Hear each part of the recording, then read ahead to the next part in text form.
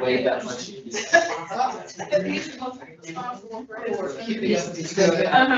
There's so many good things. See how raise funds for They need it, they go on a cure. We did it. See you too. It's like a And I hear it really does take much like that. Yeah, a lot of activity happening over there.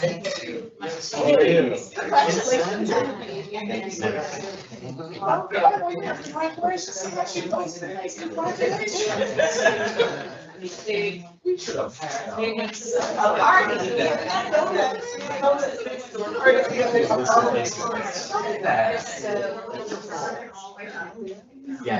Yeah.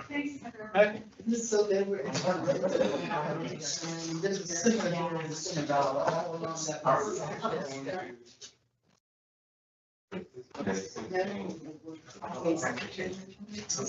Yes.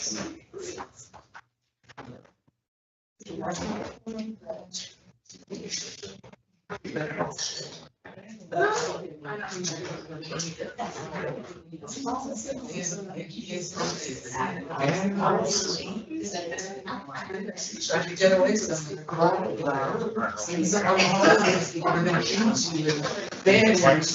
Yeah. Did you go out?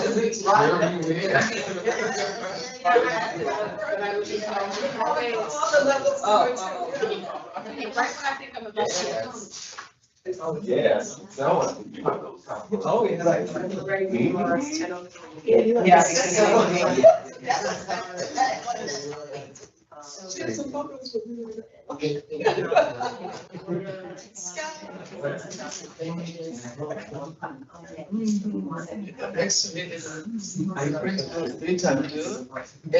Wow. Wow. This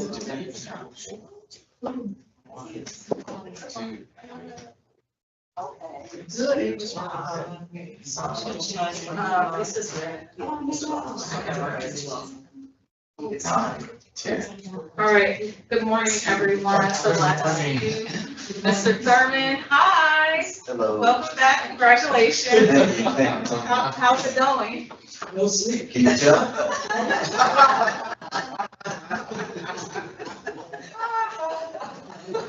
It gets better.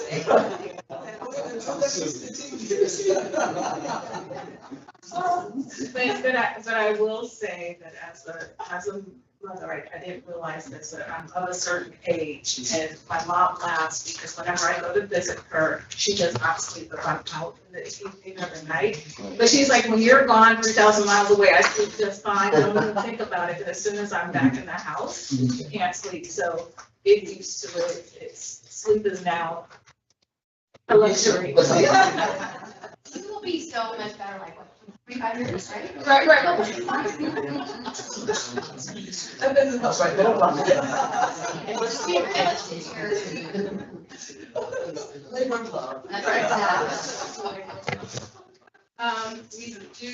We don't have quorum yet, so we will move to public comments. Then we get quorum, we'll kind of order and adoption of the agenda. We do have one public comment, and is that from Mr. Jim Martin? Where you stand? On the table. Still not time. Okay. Public comment. Appointments. Are we getting anywhere with appointments? I sent you a name for the impact fee committee. Yes. I talked to him on Tuesday and he said he has yet to hear a word about it and it's been like 4 months. Is there something that we can do to move that along? Uh-huh. Okay. And the public comment. Okay, thank you. Sorry, Leah had to stop responding. We're not having this conversation, it's public comment. Okay. Yeah. Okay, so, well, respond to the viewing audience. Yes, we're moving along in both of those areas. I have spoken to the the person that is over the impact fee. We are not an official nominator, so this is just a suggestion from APAB that we're forwarding. And that decision will be made by the impact fee. As far as appointments, I do not have anyone here to speak yet. I will not be here next month, but my anticipation is that as long as the candidates are available, then they will come to speak to you all next month. And you all can make your recommendation or your ratification from there. Any other public comments? No other public comment. With the return of Mr. Martin and Mr. Hunter, we have a form. We now have a As soon as Mr. Hunter comes back. He saw that there were donuts. Made a left turn instead, we're right. right. Okay, so we can now officially call the meeting to order at 10:07 a.m. And I would like to accept the motion to adopt the agenda. Moved by Ms. Gloria Hawkins, seconded by Katie. Are there any objections? Hearing none, adopted by unanimous consent. And next, we don't have any board appointee reports. Next, we will have a presentation. Adoption of your vote. Oh, okay, I'm sorry, thank you. Approval of the July 19th, 2025 voting report. Madam Chair, Mr. Hunter, I make a motion to approve for the approval of the voting report.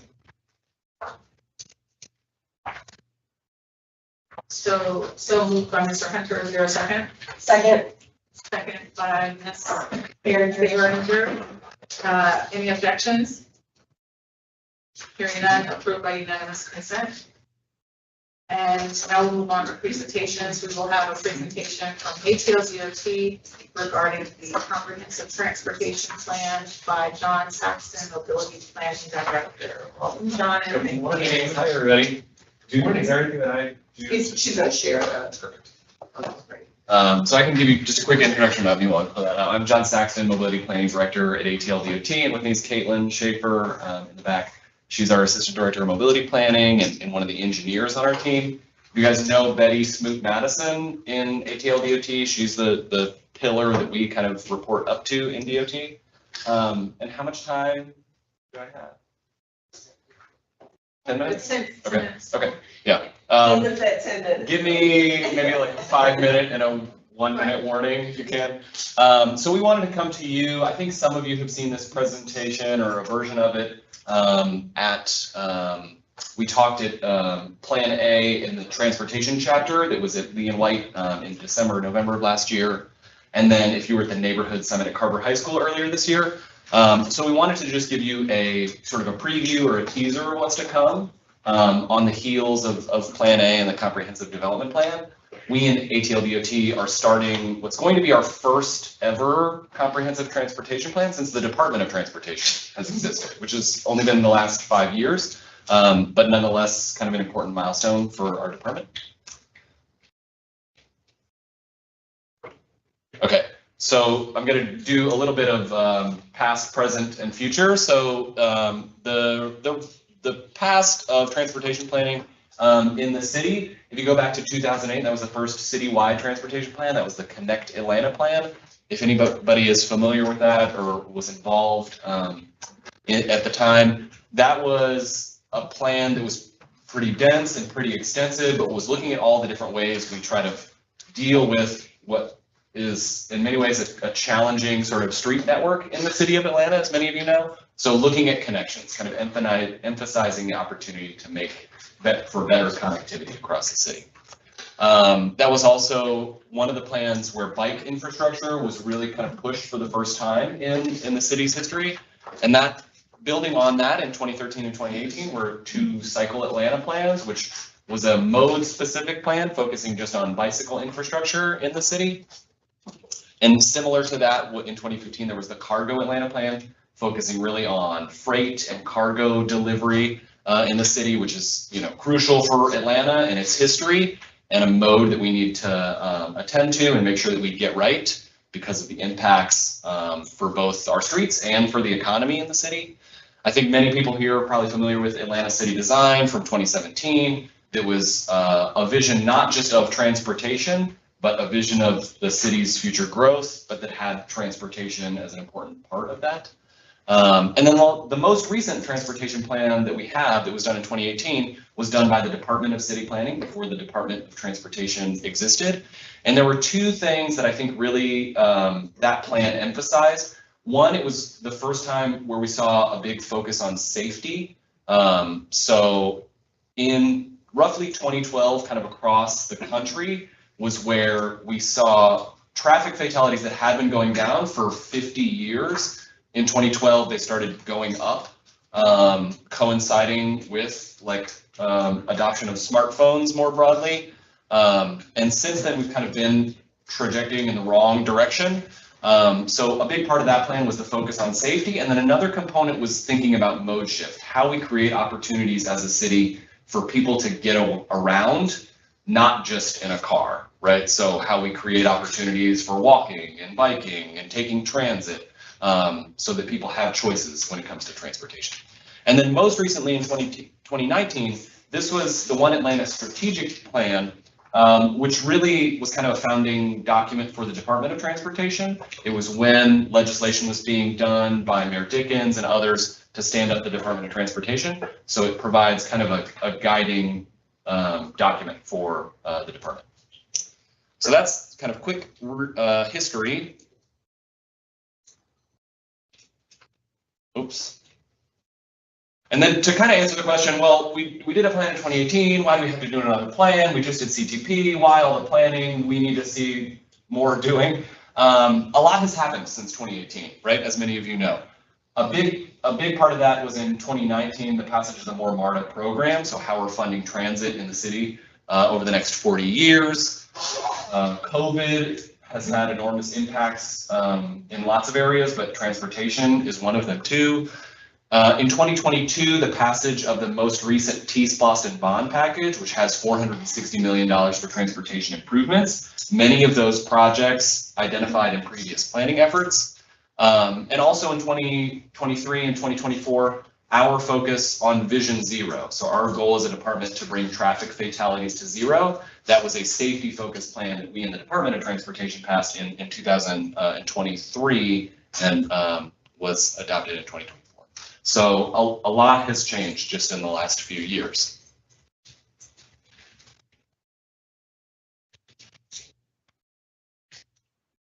What I'm supposed to put this in. Okay.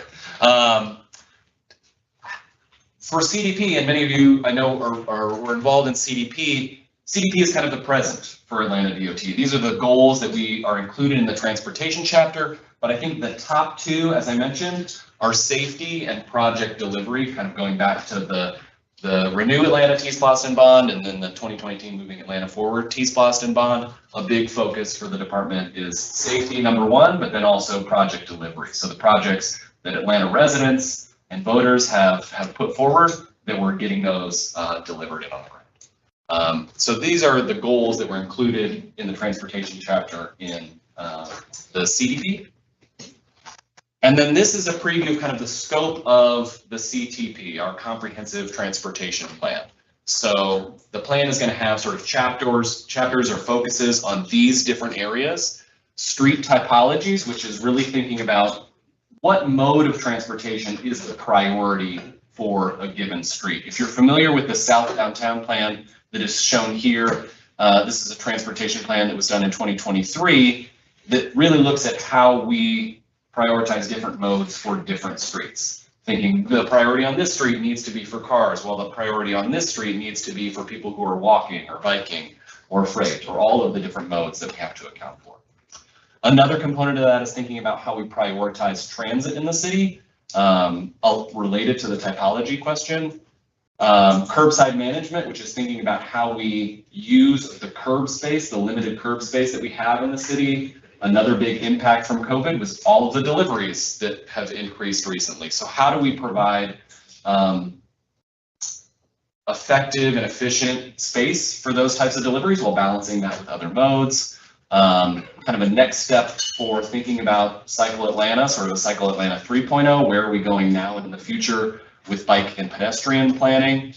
I think sustainability is an important part, thinking about how we align our efforts with the Department of Watershed Management.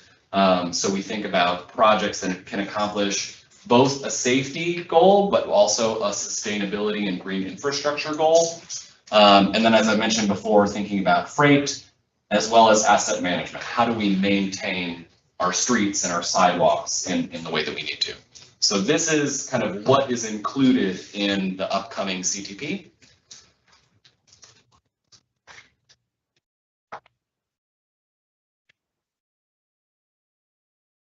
Again. And where we are now thinking about our goals and engagement, the ARC, who is providing funding for the CTP and provides funding for CTPs in the region, has set a goal of engaging 3% of the population's residents. And 3% sounds like a small number, but when it comes to the city of Atlanta, that means 15,000 people, right? So I think that is the baseline of kind of what we're shooting for in terms of the people that we hear from. But that's kind of where we're starting. That's kind of what we're shooting for. And we want to hear, starting with this group, kind of what you would like to see as a part of our engagement plan. So we've got a draft engagement plan that we're circulating internally. We're looking to have a consultant come on board in the next couple months. And then we'll have an engagement plan that we'd like to share with this group to get your feedback, to think about how we can appropriately tailor and size our engagement for your neighborhoods and NPUs.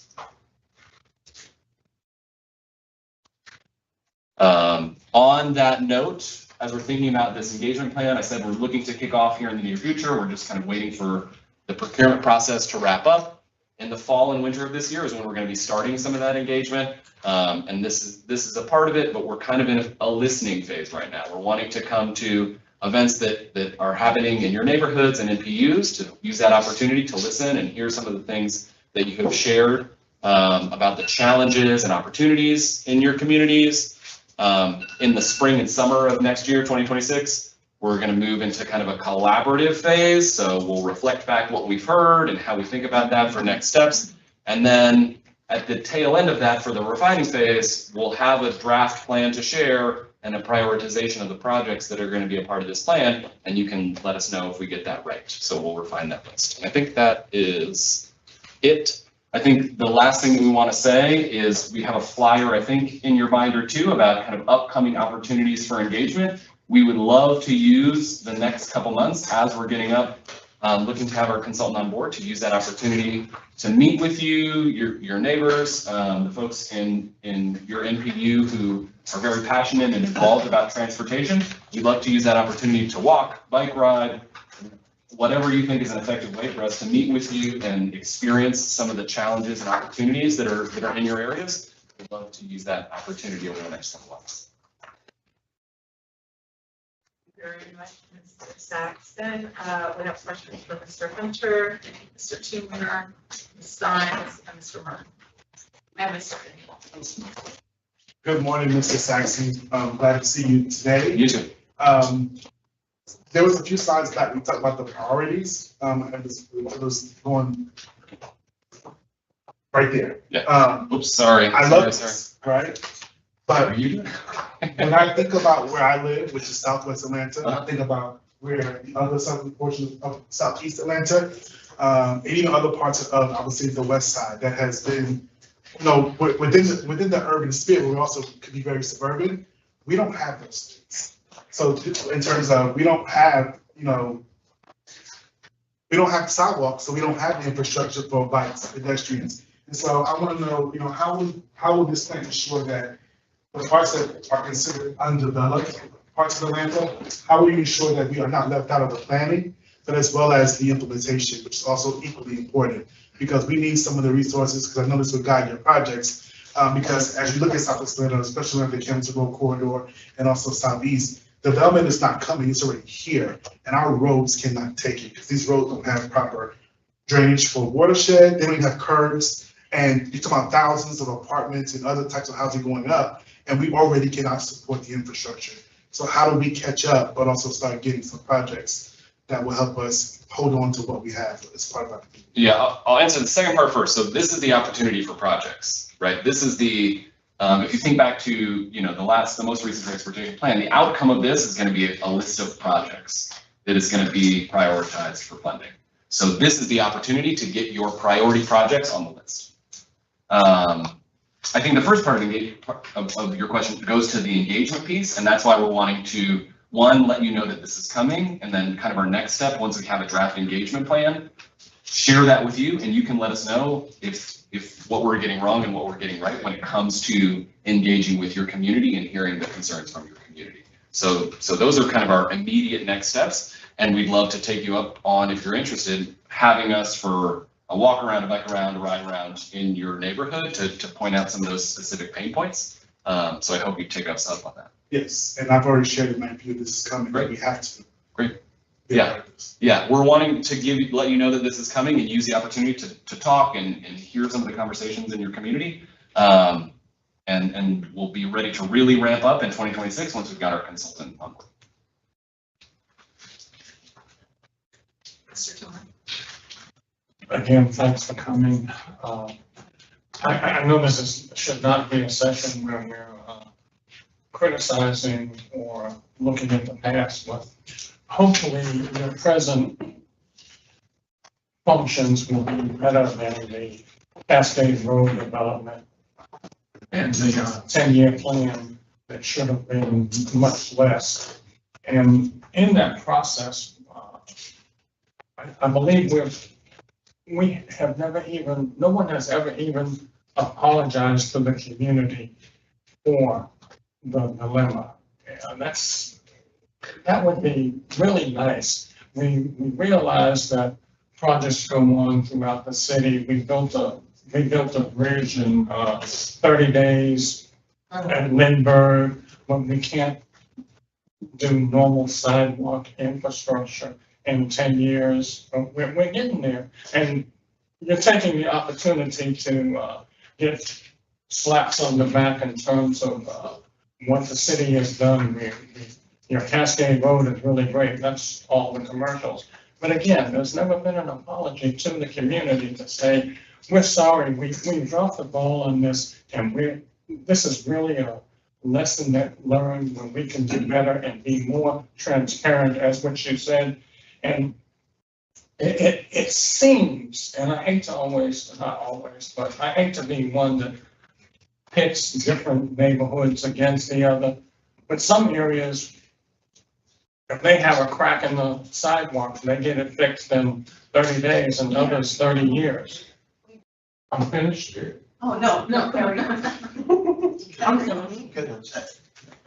And so, please take it back to your team to address the community that was mistreated throughout this time. And this was done from top to bottom. Thank you. Yeah, no, I think that concern is definitely heard. I think the other thing that we didn't mention that is a part of the scope is is kind of an organizational strategy piece. And this is kind of if you think about management consulting. So we're using this as an opportunity to think about, look a little bit inward as a department to think about, we're a department that's 5 years old, what's working, what's not working to improve things like that. I understand that it started on a different system or a different watch, but the professionals that are there, the community didn't need to tell anybody because nobody in the community said disrupt our neighborhood for 10 years.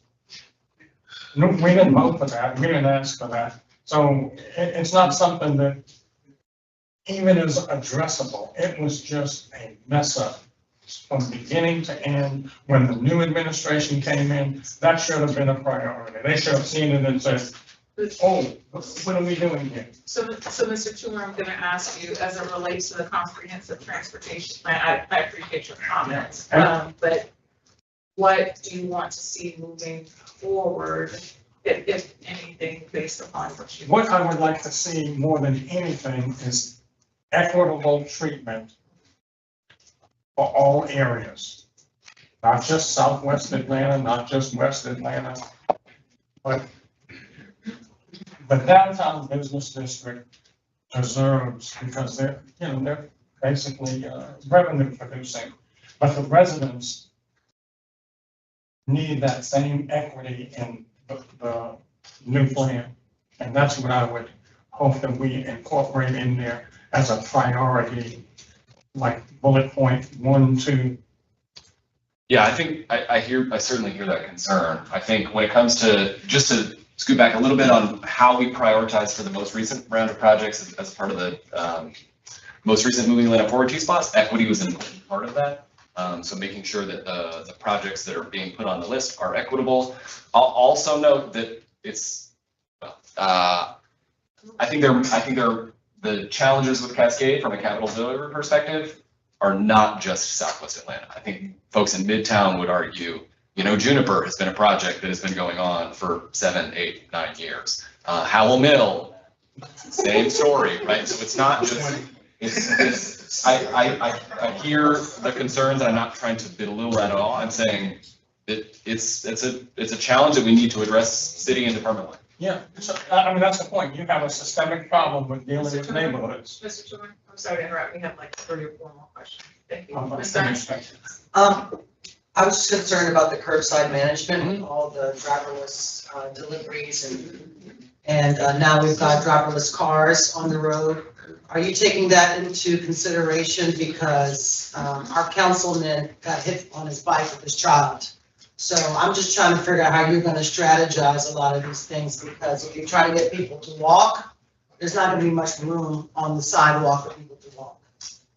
Yeah, I hear that concern. I think, to the Councilmember Dozier piece, I think that's why safety is always our priority. I think when it comes to driverless,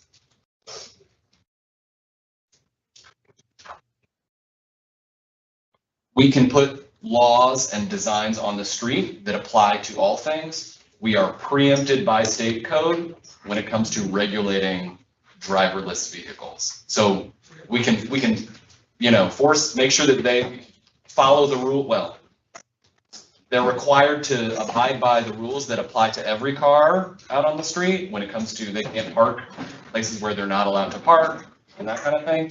But when it comes to broad regulation of just driverless autonomous vehicles, state code says we can't touch it. The same they do with Uber and Lyft. So, Interesting.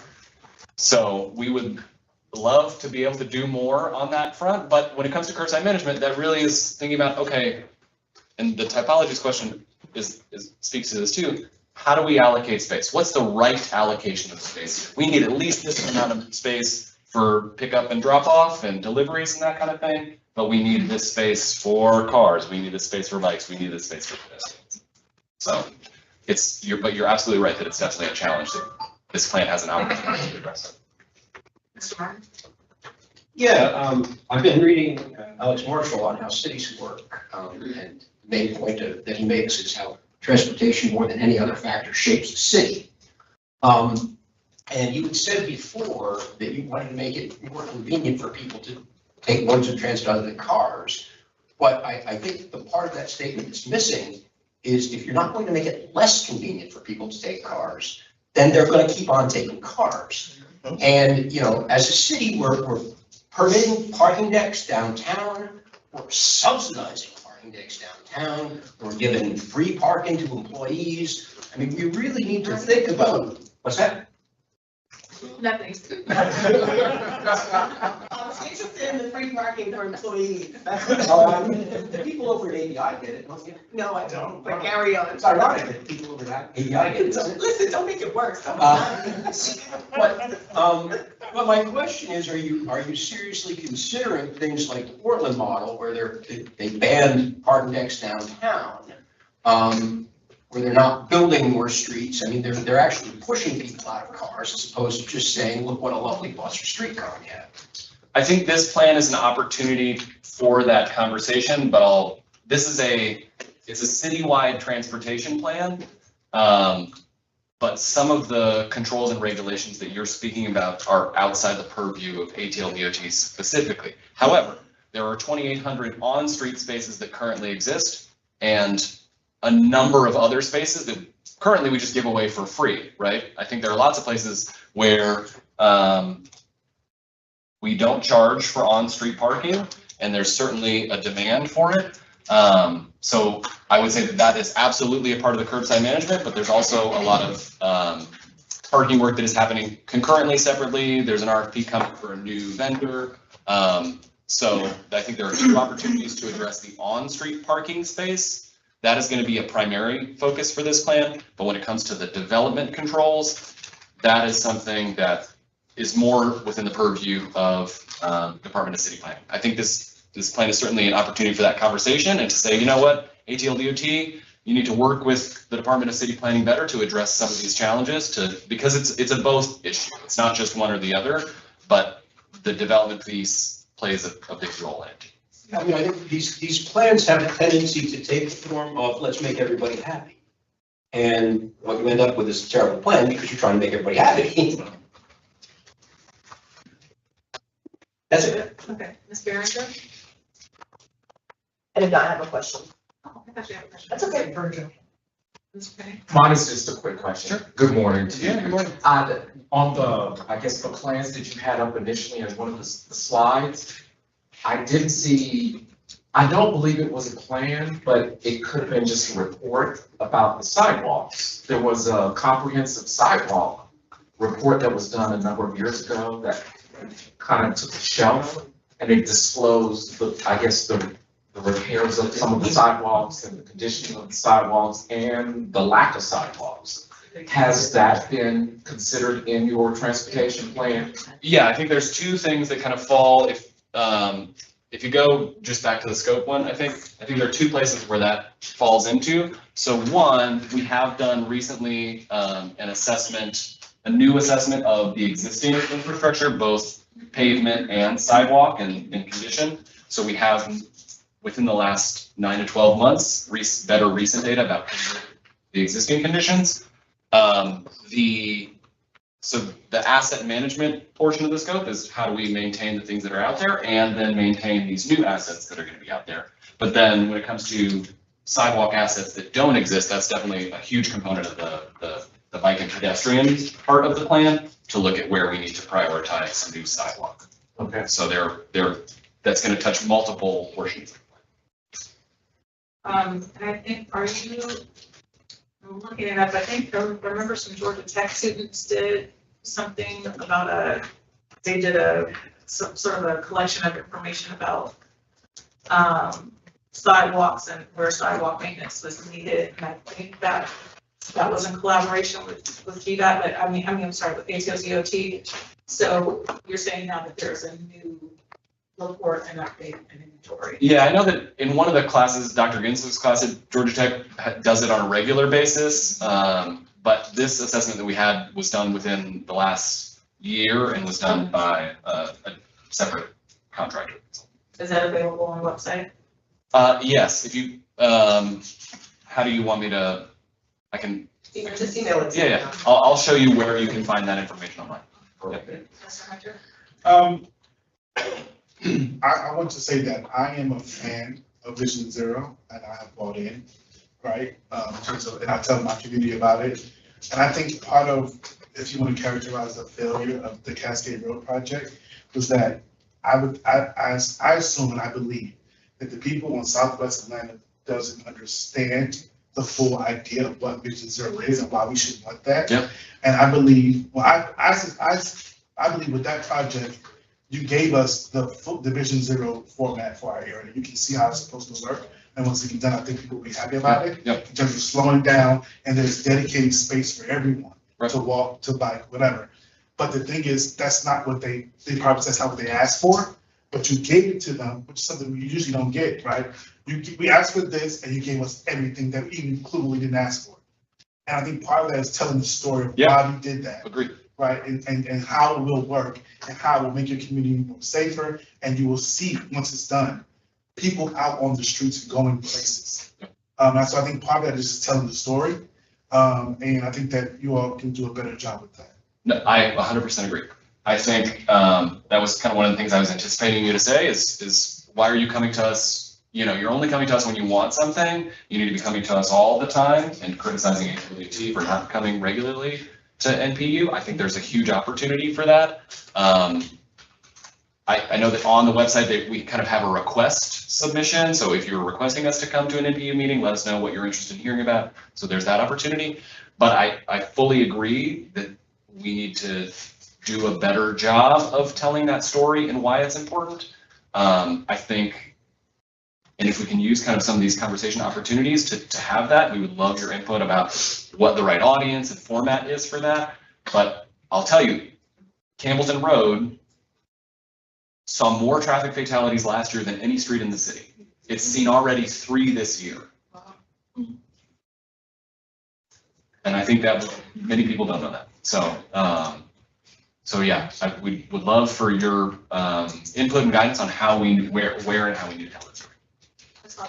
John, what would be a significant improvement for my community is finishing that east side Beltline Trail. In addition, that spur that's supposed to run from, I guess, University right through South Bend Park. Those are the kinds of transportation augmentation that would make a difference. My understanding is that's $1 gazillion, 16 million. Was that? Not from ATO DOT. No, but I'm saying, if we're talking about the bigger picture of transportation, those are the issues that we're dealing with, and I know we're all allied agencies, isn't that correct? So then I guess the question really is, what role do those pathways, Beltline path, what roles will they have, or what significance will they have, if any at all? And the comprehensive transportation plan, will they just be referenced, or will they, because it's not like you have any authority over them, but they do cross over public right of way, so. Right, yeah, I mean, I think this plan is an opportunity to fund some of those things. So if that's a trail that is identified in the Trails Atlanta plan, Yes. that's a plan that was looking at, citywide, but there's not any funding attached to it. I think this is the opportunity to lay out, this is the plan, these are the ones that we want to prioritize for our project, for our NPU. This trail that we're talking about is number 1. We need to find a way to make it funded. Thank you, triggering that, Secretary. That's exactly what I wanted to hear. Ms. Reed? You triggered a question for me. You mentioned Campbellton Road. You all are planning to do well, I won't say you all, but there's a plan to do a 6-inch wall, isn't it, a median right there at Campbellton and Large? yes. They're doing a median and archives. That's GDOT though, that's not ATO. Well, I was wondering, can you explain, what sense does that make? Do you all know about that? I mean, thank you for letting me know that was GDOT. We do know about the Hold on, project. Mr. Saxon, I appreciate your question. Can you ask that offline, because we're getting too into the technical details. We can hang around afterwards if you have other questions. Okay. We want to focus on the plan itself, as well as what the engagement plan is and what APAB's role will be, and expectations from ATO DOT for being accountable for those. Mr. Kessler.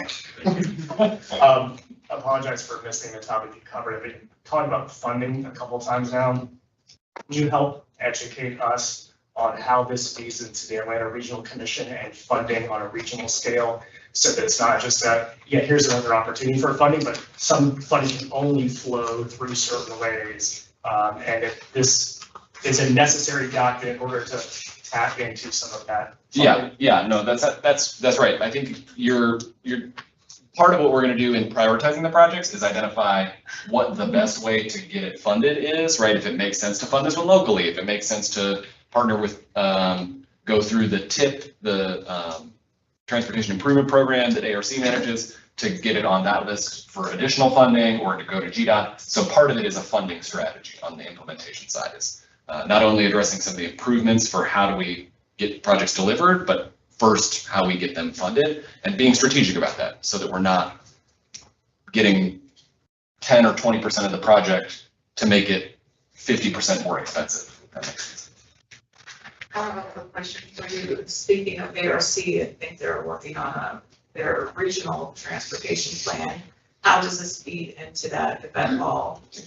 Yeah, I think the priorities here would roll up into that effort. And there's gonna need to be, you know, coordination with ARC. They're gonna be a part of our technical advisory group to make sure that it's coordinated. I think there's also kind of an update on their bike and pedestrian plan that may interact just both on timeline and thinking about the Trails Atlanta plan. So I think there are, because this is transportation, this is the city's plan, but a lot of things kind of come together here. So there's going to need to be coordination with GDOT, coordination with MARTA and other transit operators, coordination with ARC to think about, you know, how we vet and prioritize these projects, and then also think about how we get them funded collaboratively. Thank you. I saw another hand, Mr. Martin. Yeah, to put this in context, how many linear feet of new sidewalk has the city installed in the last year? I think there's a number on the bottom of the ATL DOT webpage that has some quick stats about that. But we can dig into it if it's not there. Okay. I asked because I was at the CDHS committee meeting when Commissioner Cavanis gave his first quarterly presentation, and the answer then, which was a couple of years ago, was 200 feet. So right We now, picked up quite a bit. 2024 by the numbers, 10,147 linear feet Linear feet, for new sidewalks. just under 2 months. Install. New sidewalks, 21,000 linear feet repaired. Very nice, I guess. Are there any other questions for Mr. Saxon or Bobby? So, Mr. Saxon, what are next steps for the CTP as far as engaging the community? When will your engagement plan be ready? And as APAB, what we ask of city departments is we have an expectation that you will present your engagement plan with us for feedback. Yep. So that you all can be set up for success and maximum engagement. Yeah, so I'm hopeful that we'll have that engagement plan for you by the end of the calendar year. So our consultant, we're waiting on legislation right now to get the contractor on board, but this is going to be a first initial task for them. So hopefully by the end of the calendar year, if not then very soon in early 2026 to have something to share with you. I think we could potentially see, so yeah, I think we can do that. And we'll keep you posted over the next couple months just about our schedule. Will that be, you said you'll have it by the end of the year, will that be a draft open for feedback or? Yeah, I think we're gonna come to this group to share the draft with you, to get your input before finalizing that, but it'll also evolve. And then what we're doing now in the interim, like I was mentioning to Mr. Hunter, we're eager to have conversations with you. I was at an event earlier this week that ABI held, that Jim was at, and we were just doing tabling. So we're using this opportunity just to hear, just to listen, some of the challenges, solutions, opportunities, but then also your guidance about engagement for us to put into the draft before we share the draft with you. So if there's an event happening in your NPU or your neighborhood that you think, oh, this is gonna be a lot of people, this is gonna be your transportation, these are the people you need to hear from, we'd love to come to that event and table and talk. I know some great events you can attend. They're called neighborhood planning meetings. We really don't get much time for like real meaningful interaction that they need. But we can table, we can post up, we can just sit and listen as people are coming in and on the way out. Right, but the reason I bring that up is because I've been on APAB for 3 years now, and every year we talk to DOT, we request that someone attend from DOT, attend the APAB, the meetings, even if not monthly, at least quarterly, because as Jim mentioned, transportation is literally one of the things that you do most frequently and affects your quality of life, affects your access to opportunity. So, and it has a big impact on folks. So having those small and light touch points are also an opportunity for data collection for you all that you could already have rolling. Yeah, yeah, fully agree. Yeah, one last question, something more than Is it possible that you could put in this plan a plan to collaborate with jurisdictions that are contiguous to the areas? Because our area in particular has like 4, 5, 6 jurisdictions from East Point to the city of South Fulton to whatever else. And the Cascade Corridor, again, the city of South Fulton still is working on their part of Cascade. So and that collaboration with. For sure. An item I would ask to be included in there. Yeah, I think when it comes to, I think the format that is going to take is going to be on our technical advisory committee. So pulling in some neighboring jurisdictions as a part of that to make sure that we have a good understanding of the projects that they're funding and then so that those projects can, and don't just stop at the same time. Any other questions? We Thank can, you. we can hang out for a little bit afterwards too, just if there are any additional questions we got. Thank you, Mr. Jackson. Thank you. Appreciate it.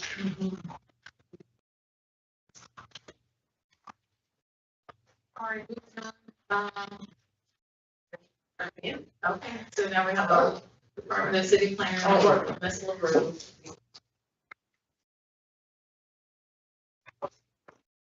It's still up here.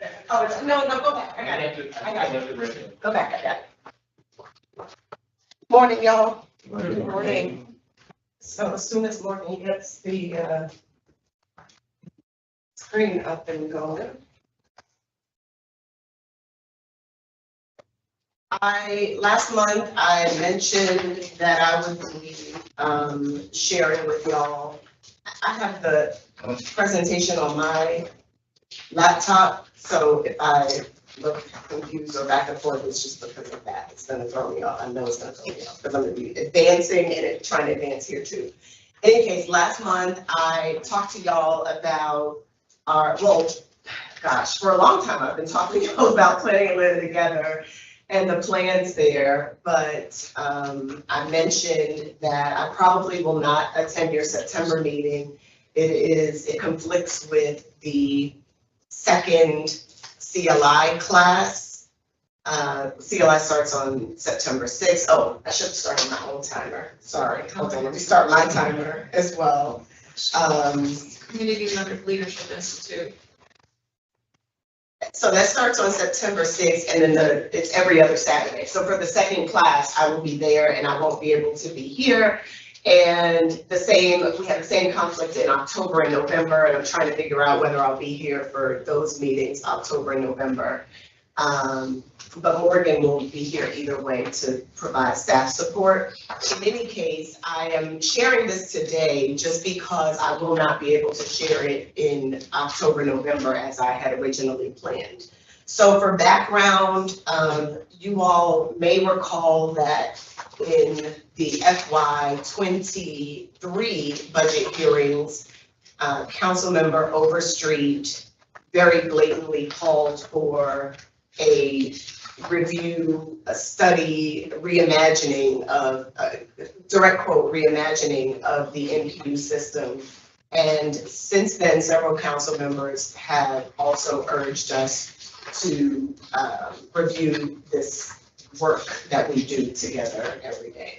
I'll just say that was music to my ears then, because I came in the door 6 years ago. Can you believe it's been 6 years? I came in the door 6 years ago, very eager to make a difference and to hear from all of the chairs and really understand what improvements we could make to strengthen this NPU system. So I was grateful to have the green light from council and from the administration and from department leadership to move forward. And then things happened and budgets changed and staffing changed, and we ended up having to put this on hold. So I'm very excited that we'll be moving this forward.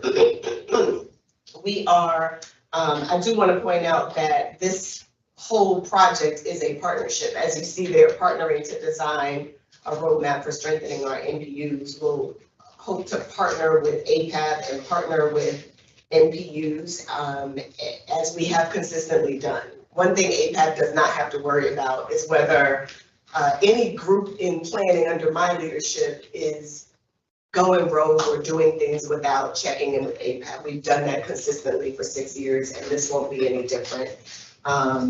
We definitely will be asking for y'all's guidance as we build out this framework.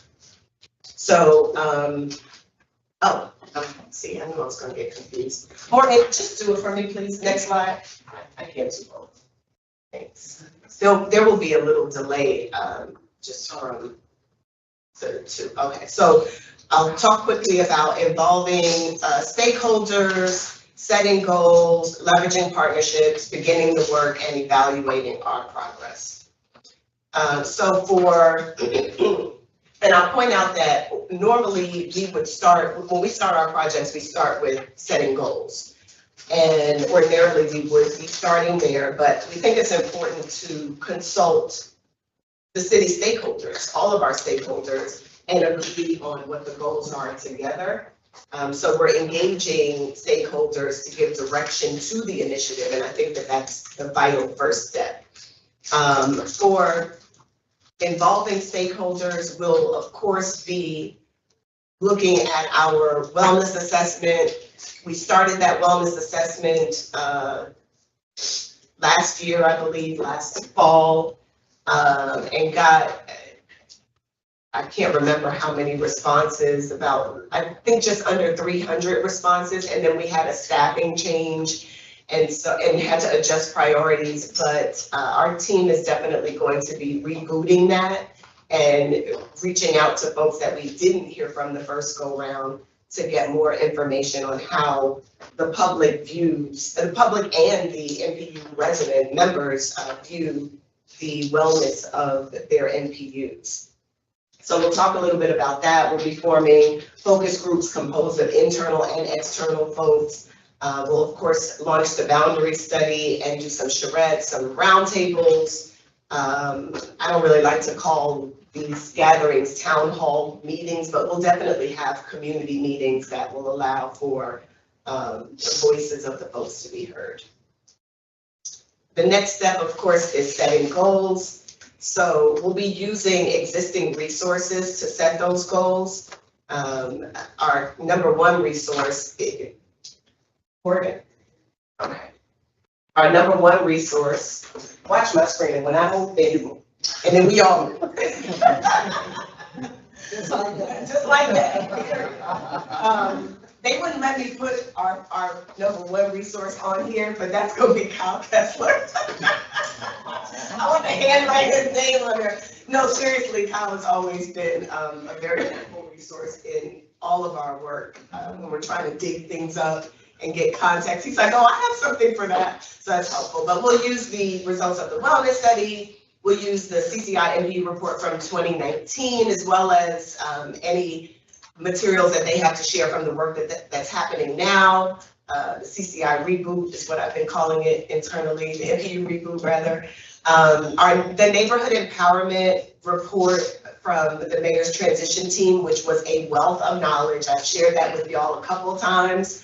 And I really, really wish that we had all collectively done more to move some of that work forward, but hopefully we'll be able to highlight some of that in this work as well. The Atlanta City Design, of course, is a resource, the Atlanta Community Engagement Playbook, the Neighborhood Change Report, the NPU criteria, and then some new resources, the upcoming CCI NPU initiative, the Wellness Study 1.2, our best practices for engaging NPUs in neighborhoods, and the NPU Impact Report, which my team is working on right now. Next, we'll talk about leveraging partnerships.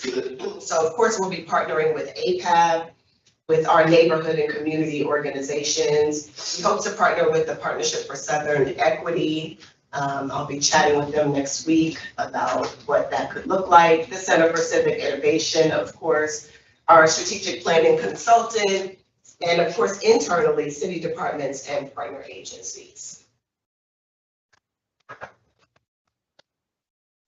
And beginning the work, we'll be conducting the engagement campaign, of course.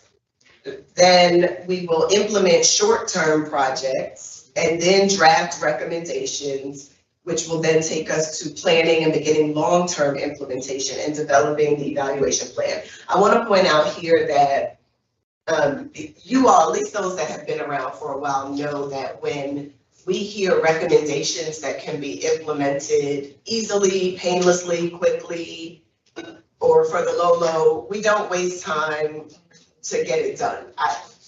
So much of the work that my team has done over the last 6 years to enhance the NPU system has come from the prompting of you all or your neighbors. Like, it's not all my bright ideas or our team's bright ideas. A lot of it is coming from you, like, why can't we just do ABC? And I'm like, well, shoot, why can't we do ABC? Okay, let's do ABC. And we get it done. But we have a long list of, not long, but we have a list of some projects that seem like they would fall in that category, like why can't you just ABC and it would be so simple? Those are the short-term projects that we plan to implement first. So we'll do the engagement campaign, and then we'll do those short-term projects that have kind of been waiting for us. We'll launch all of those, and then we'll draft some recommendations together, and then we'll start planning and beginning the long-term implementation and developing an evaluation plan. And of course, the evaluation plan is to evaluate our progress. We'll evaluate the progress of the overall initiatives and any projects in the initiative. We'll also we'll conduct ongoing assessments, identify any further opportunities. So anything that didn't get done, or maybe we're halfway through after we've already agreed upon what our goals are, and we're halfway through and recognize other things that should have been a part of this or that should be a part of this, or pieces that were too big to be a part of this, but we acknowledge it needs to be done. So we'll identify those further opportunities. And then of course, we'll report out on the results and the outcomes. The rough timeline looks something like this. This is the piece that I promised y'all, a rough timeline. And we're starting now to design the roadmap. And then we'll announce the initiative in the winter. We will launch the engagement campaign and begin the short-term implementation in the spring, and then formalize recommendations that come from all of the stakeholder groups, and then begin long-term implementation around the fall of next year, and then evaluate progress by winter 2026. And we wrap with this quote that I love, and it really does drive our work. Perfect timing. It really does drive our work, that love must be a city filled with people working together to improve the quality of all of our lives. That was from Mayor Jackson's inauguration speech. And that's it for me. Awesome. Any questions for Ms. LaRue? Mr. Martin? Yeah, Leah, you said you didn't want to waste time on things that seemed to be easy. And I said I didn't want to waste time on things that seem to be. yeah, you said I believe that was exactly the phrase, or you don't waste time on things that are easy, or something along those lines. You don't recall saying that? I didn't say that, but I'm gonna let you finish your sentence so I can get to what I did say. Or your question right now. Well, it brings me back to the NPUDC boundary, which That you think should have been done sure yesterday. seems easy, and it's been sitting there for 2 years now, waiting to happen. Council. Yeah, so as I mentioned last month and the month before, and every single time you ask me. Wait on this, you said, right? Yes, so it's one of those short-term fixes that'll be done with all the other short-term projects. Okay. Just mentioning it once again. Yeah, no, I appreciate it, and I don't expect or want you to stop mentioning it. Just know that I absolutely have not forgotten. I will not forget. I don't think that it makes sense strategically for us to do one-off projects, because I will say this much, most of the work that we do, and those of you that work, you probably know, or have ever worked, you probably know that work always looks easy from the outside. Like, all you have to do is ABC, and there's always a ton of other pieces to a puzzle than what appears to be. You walk into this room and the room is set up. We get here an hour and a half early to make it look like it was already done. Sometimes we succeed, sometimes we don't, but in any case, that we have 5 or 6 of those, and they have to be done in an organized manner. They have to be done strategically, and they have to be done thoughtfully in every single case. And I don't want to prioritize one over the other. We're going to do them all, and we're going to do them all at the same time. Could you go back to the timeline slide? Just, I want to copy something down. Oh my gosh, I forgot to pass these out. My bad. Here you go. So you have, I got Yeah, I forgot to pass it out. Apologies. because it was too far for me to take an image of. You know I wouldn't make you do that. I even put holes in it so it can go in your binder.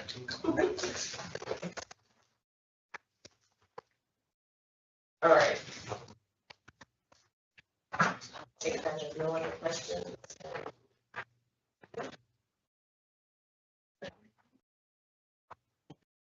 Thank you for all your comments. I appreciate it. We're actually looking forward to working with you on this.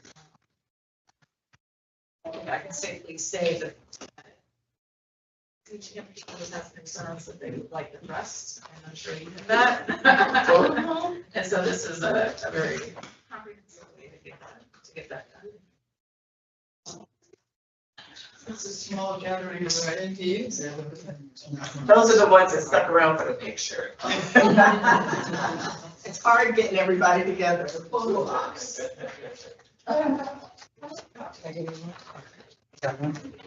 All right, so Ms. Lee. I have a question about the wellness study. Is that information you gathered when you asked us to do the survey? Yes.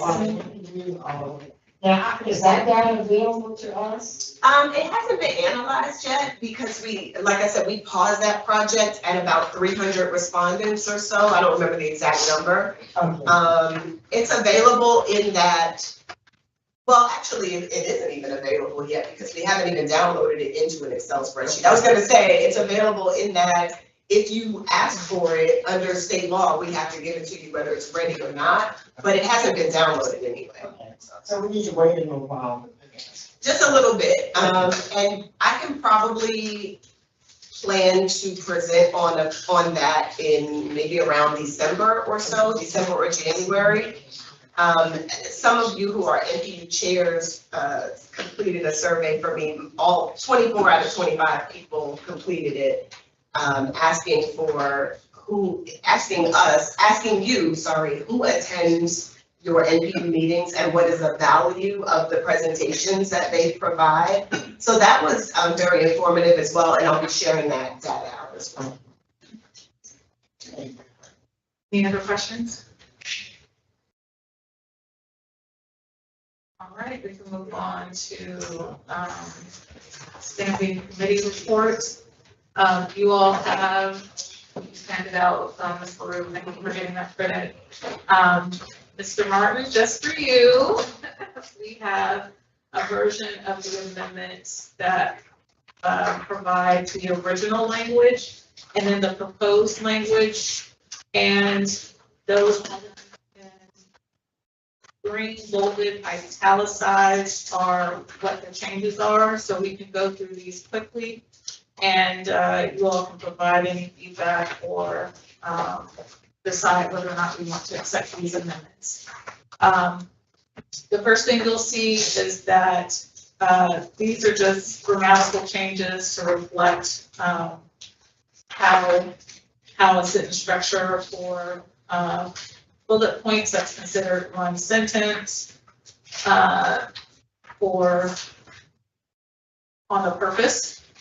If you go to the next page,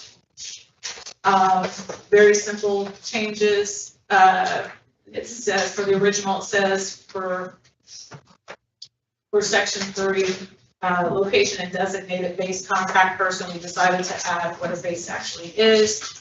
We added City of Atlanta for Department of City Planning. And instead of staffing / administrative support, we just provided administrative support. The next section. Where are you? See here, it says staff / administrative. So we just changed it to The green one. There's one. It's a- there's starting to use. The green one, the green one, the green one. At the beginning, I said, we're looking at the document that has original and proposed in bold, green, italicized. Okay, yep, so we're on the second page. And we are looking at governance and composition. The only thing that was added to the original language was indicating that the city of Atlanta code of ordinance is throughout this will be referenced to as city code. The next section is composition of the board. If you look at the proposed changes is to separate out the section or the language that says that each voting member shall be a resident of the MPU they represent, as defined in the city code, and indicating that employees of the city of Atlanta may serve as voting members on the board. This language was already in our current bylaws. They were just in different places that did not make sense reading it. If we're talking about the composition of the board, then all of this language needs to be together. So we simply moved the language. The next, oh, I'm sorry, I didn't put the title. This is actually for vice presidential duties.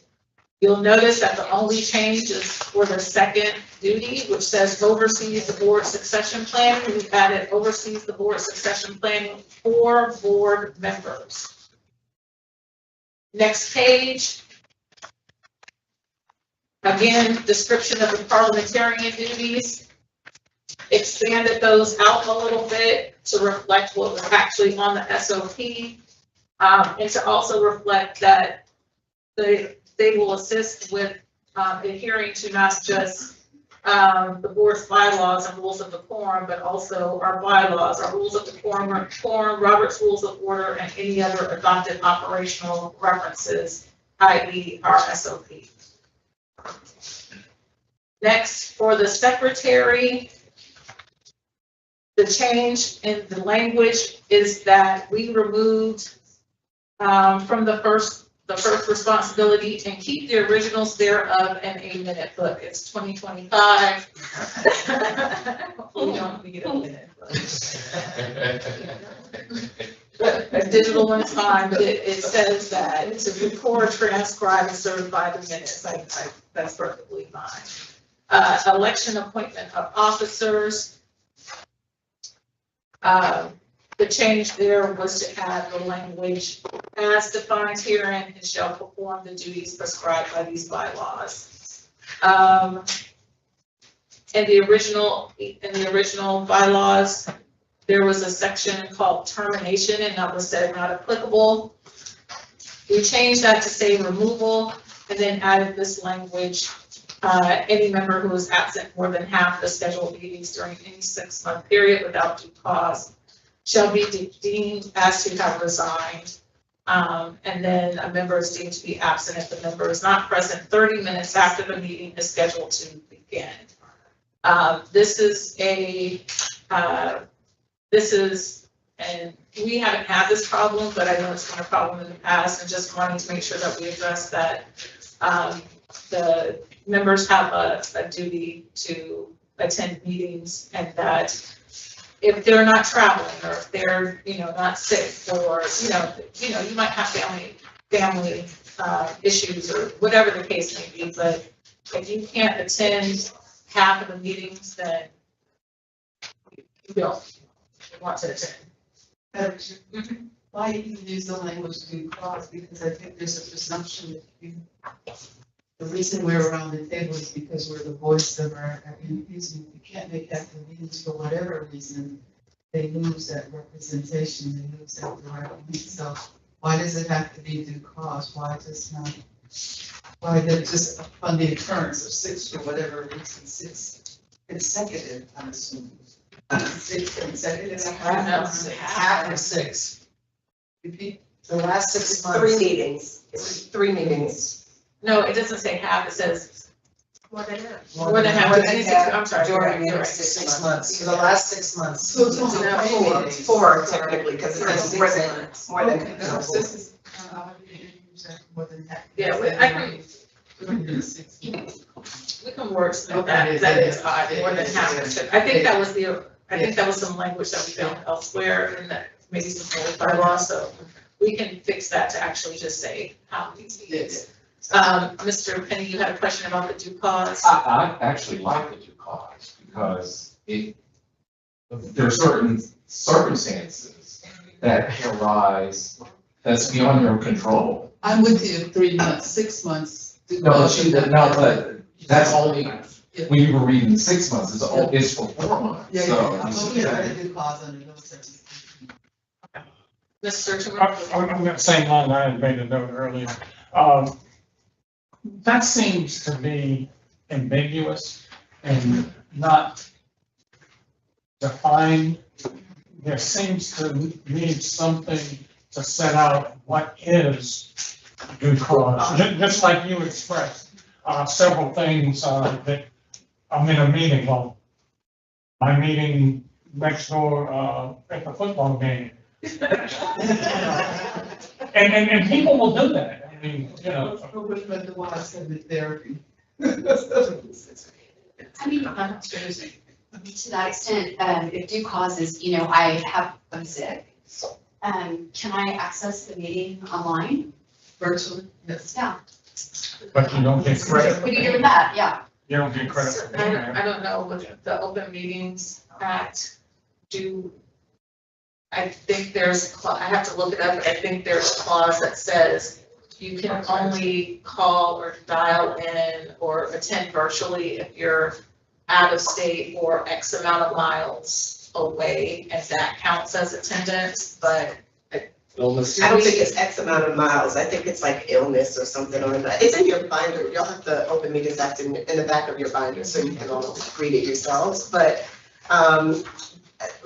one challenge is that you all would have to address that in your bylaws. I've consistently recommended against that, I continue to recommend against that, but if you want to do that, you should add a clause in your bylaws that outlines when and why people will be able to attend remotely. What if we say due clause and then outline that in our SOP? I still advise against it, but if you want to make that available, then yes, you should outline it somewhere so that people know what the. Are you advising against having people go online and count as attendance? Yes. Oh, okay, I thought you were saying the due cause period. No, the online participation, Okay. virtual So the online participation. participation, we can clarify that it's not attendance to the meeting, it's just Watching. It's just watching. Which you could do without just any language. Right. You could always watch a meeting if you're absent. Right, Yeah. It's still counted as absent. right. My advice is that it should be. Yes. I would point out, if I may, that 4 meetings out, to Ms. Hawkins' point, 4 meetings out of 6, with or without cause, means that likely an NPU is not receiving representation at this board, in this board. And my recommendation would be that if there are plenty of valid reasons. Members of this board have been ill, seriously ill. Members of this board have had surgery, have had children, congratulations again, and all kinds of valid reasons to not be here. But that still means that your NPU is not represented on this board and that you're not receiving the information to pass, likely not receiving the information to pass on to your NPU. So you may want to consider that. You may want to consider that. At what point a member should be resigning and appointing someone else for whatever reason, whether it's valid or not, whether there is due cause or there isn't due cause. Ours, we don't even vote, there's no vote if the language of by operation of law is added at the end of the clause. Meaning that once there's a computation of those absences that occurred, there's nothing formal, it's by operation of law would be the language that would in the cause. Mr. Martin? It's really more just a comment, that if someone resigns or is removed, it doesn't change our quorum requirements. Which, I mean, so it's possible for the body to shrink, and to have an ever larger portion of the body required to make quorum. So. And that, by the way, is the reason that I advise against the online participation, not about whether it counts for quorum, but about whether people become more comfortable not being in the room. And then you go back to the days, which many of you will remember, where you struggled to get a quorum and wanted to even change the bylaws to reduce the quorum. You have not had that problem. You've got members that arrive late and therefore make the meeting start late because you don't have a quorum, but you haven't had a problem establishing a quorum for the meeting itself in a very long time. Yes. It's our leadership. Very good. Yes, it's been Yeah, 5 years. yeah, it's been, 6 maybe. yeah, it's been since, Before COVID. pre-pandemic, 2019 is when I recall the discussion, the debate on amending the bylaws to lower the quorum. Because at that time, you all were consistently, not just once in a while, but consistently not having a quorum. Not meeting for, but it's also because you didn't have a dedicated office in DCP as you came about. Thank you. But, yeah, thank you. So noted, so I'll come back to that. Any other questions or comments about this particular? What about the 30 minutes rule? Is 30 minutes perhaps maybe a little too much? No, that's good. I mean, are we talking about oversleeping, or are we talking about, say, an emergency that makes you less, or if I have an appointment and I still want to attend, I mean, but I'm gonna be late?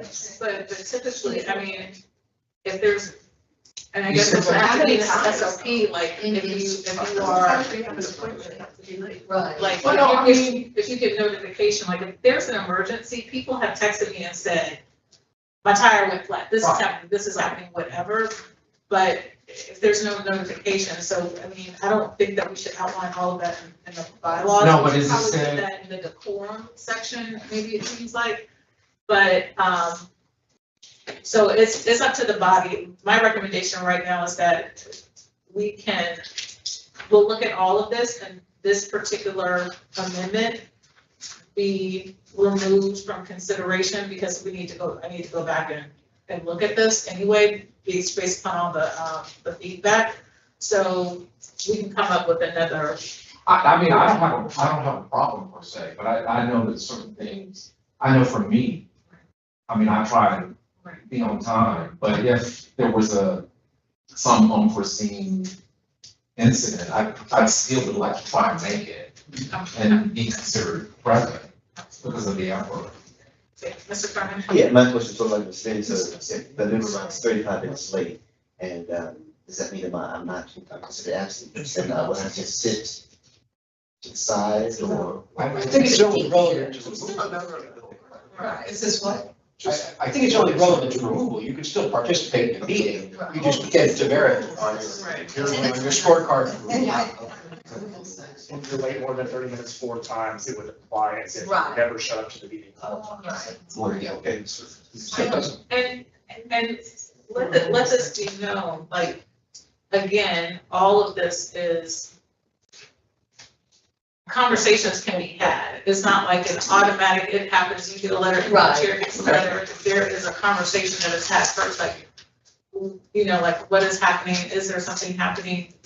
You know, does your chair, like, is there an emergency? Does your MP chair need to come in your place while you recover from surgery? You know, whatever the circumstances may be, because your MP chair may say, hey, my person is out ill, but I don't want to replace them, I'll come attend the meeting. So those are the kinds of conversations we need to have, but we still need to have some sort of parameters if someone is not serving their duty. But Bylaws are not made to be flexible, and they shouldn't be flexible, and they can't be flexible. So if the intention is that there's room for flexibility, that needs to be spelled out. You can't take, not you, but the board can't take liberties around what they'll enforce and what they won't enforce when it comes to the bylaws. And I don't want us to get too deep in, because this isn't supposed to be a bylaws committee meeting. That's why I said, when we're looking at the amendments, I'll ask that you all look at the amendments excluding this one, and we'll go back and revisit it, and come back with new language. Mr. Toomer? I might be missing something, but it seems like it does not state the intention. We're talking about removal, and it gives the parameters for removal, but it does not say a board member shall or may be removed. I think it needs to state that, or is it someplace and I'm just not seeing it? So it says to have resigned, and the reason that language was used was because technically, I think it's considered that APAB cannot remove anyone because you're appointed by your new chair. So this is kind of like I think what you were saying by operation of law, if you're not showing up to meetings, if you don't show up for 7 meetings, then that's considered a resignation, and we'll let the chair know. So again, I'll revisit this language of this particular amendment and bring it back to you. All right, moving on to the next section, which is resignation. You see the original language, and then you'll see the proposed language.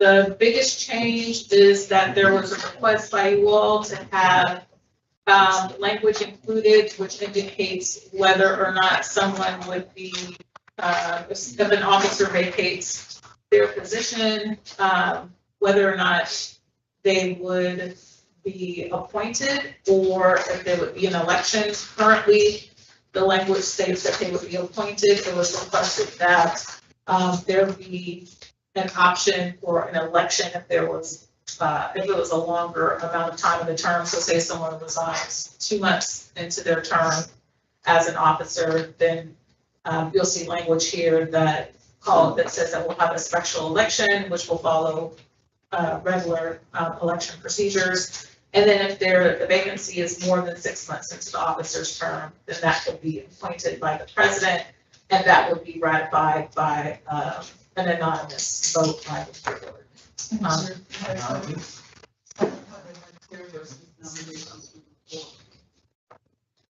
That's what's currently in the bylaws. The president appoints.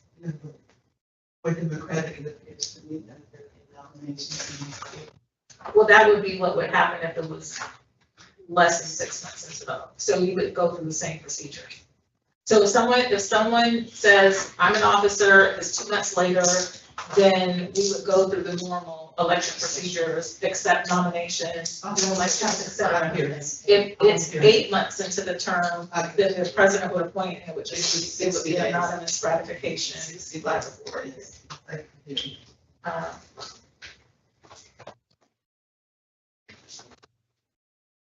All right, and so the other change is just some copy edit stuff.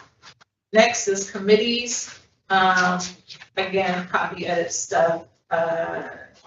It says from time to time in the original language, took that out. For the next section, meetings, regular meetings, change the language from executive committee to governance committee since we don't have an executive committee. And then changed it from at least 3 days to 7 days advance notice of meetings, since that is our expectation of the city of Atlanta and various departments. We decided to hold ourselves to that same accountability. So I'm willing to take a motion from the floor regarding the use of minutes, because this is the second. I make a motion that we accept the languages as presented. With the exception. With the exception. We should be voting on these individually. Okay. I mean, you don't have to. They're different. You don't have to. So what I She made, support this, I don't support the other. so here's the thing, she made a motion, if there's a second, if you don't like that motion, then you vote against it. We're talking about bylaw amendments, which is rights that each membership has on this board. And we're gonna do this on watch, that's it the same. Well, you can vote, So, you so can vote again, no if you don't wanna if you don't want to. approve them all as a block and then make a different vote. But she could have made a motion that All right. she didn't want to accept any of them. She could have made a motion that said, I want 1, 2, and 3. Like, she can make a motion about. Right, which is what I'm trying to get to, but we keep getting interrupted from our process. There is a motion on the floor. Please repeat your motion, Ms. Lee. Okay. And just so you know, it was based on the fact that we did have discussion around each of these amendments. So I put back on the floor. I make a motion that we accept the changes as presented and discussed for these bylaws amendments. With the exception of the changes that we discussed to make the changes. Does that make sense? No. With the exception of the removal particle. Particle or article. But it's a particle or an article. Wait, what is happening? No, she wants to be very specific about, we already had a discussion on each of these. We had a discussion on each of these amendments that were presented. We just walked through that. So I'm making a motion based on the discussion that we've already had regarding the amendments that were presented to this body to accept the changes that have been presented to us, with the exception of those that need to be tweaked or whatever she's supposed to come back with. That's my motion. Do John need to do it? Madam Chair, can you cite those, just so we know exactly which ones are being excluded? Yep, it is, Anyway, E, right? Section E under, Termination. under governance and composition. Section E, termination. Was it 2, composition? I thought we said defining the motion. Okay. So there's been a motion on the floor to accept the proposed bylaws amendments with the exception of article, I'm sorry, Article 4, Section 4, Article E, termination. Is there a second? Thank you. There's a second by Ms. Hawkins. Any discussion on the motion? Mr. Hunter? I think that we should be voting on these amendments individually. That is the best practice. Also, I want to remind everyone that bylaw amendments require 2/3 vote in order to be changed. So that's not just a simple majority. Thank you. Any other comments or questions? Who seconded that motion? Ms. Ms. Hawkins wins.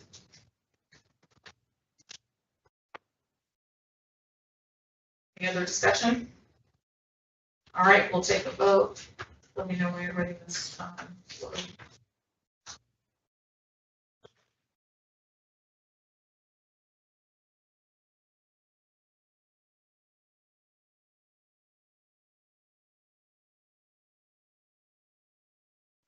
Yes.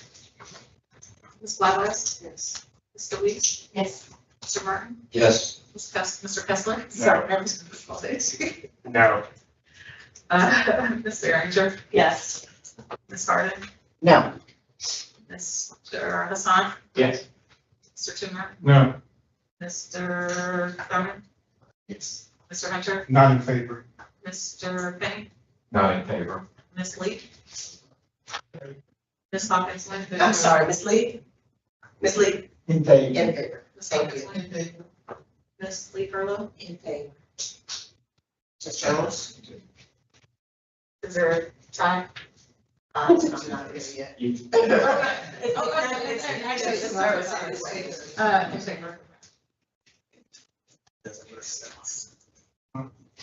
If she didn't vote, it'd be a no, because 2/3 actually is. Which needs to go back individually and vote on those.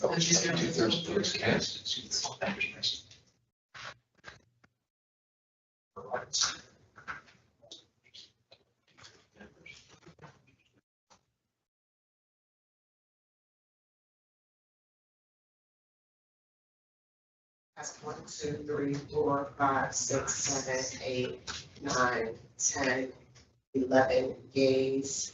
1, 2, 3, 4, 5 nays. So that's 2/3. 16 present. 2/3 is 10, 6, I think. You said there were 5 names? 5 nays. Yeah, 5 nays.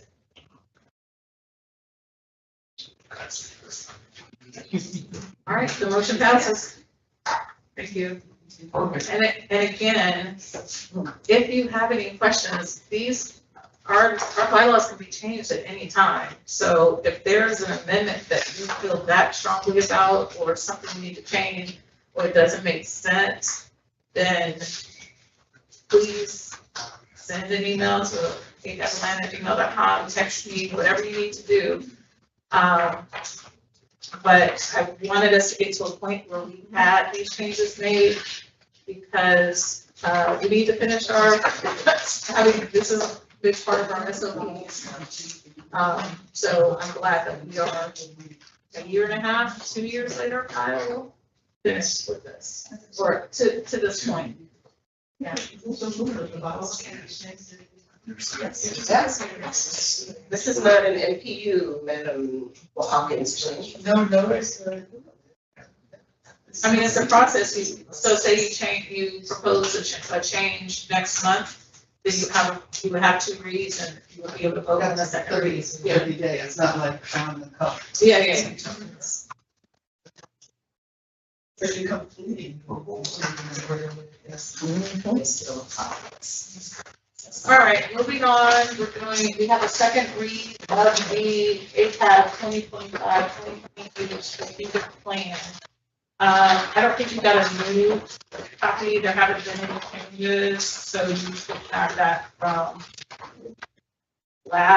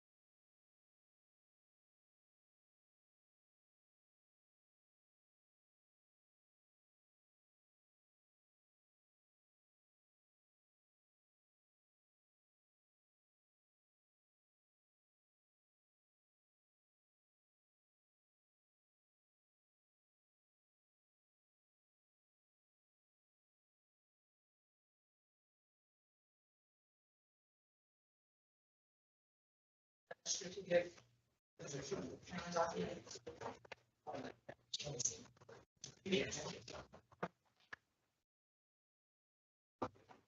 Oh, you did a new part?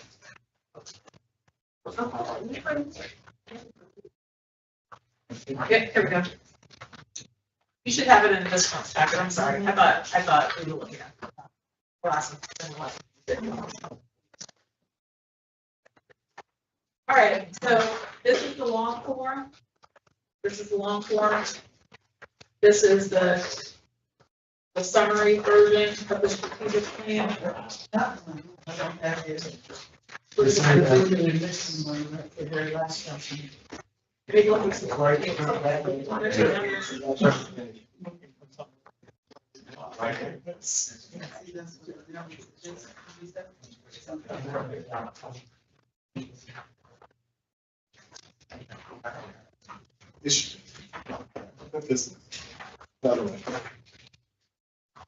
That's it. It's two documents.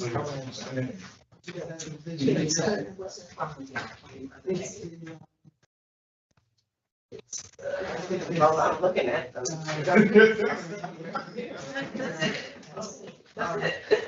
That's literally it. Yes. Okay, I thought it was strictly for the purpose to me. But it is. it is. I was thinking it was Kate's report.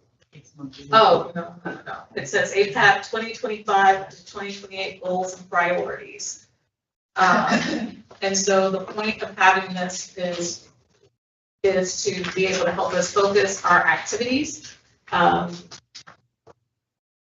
funnel our requests, and have very concrete goals and priorities that we try to achieve over the next 3 years. As was discussed last month in our governance committee meeting, some of these are definitely stretch goals, but I do want us to flex that muscle. And we need to also, I think, have a broader vision, longer term vision for what we're trying to achieve.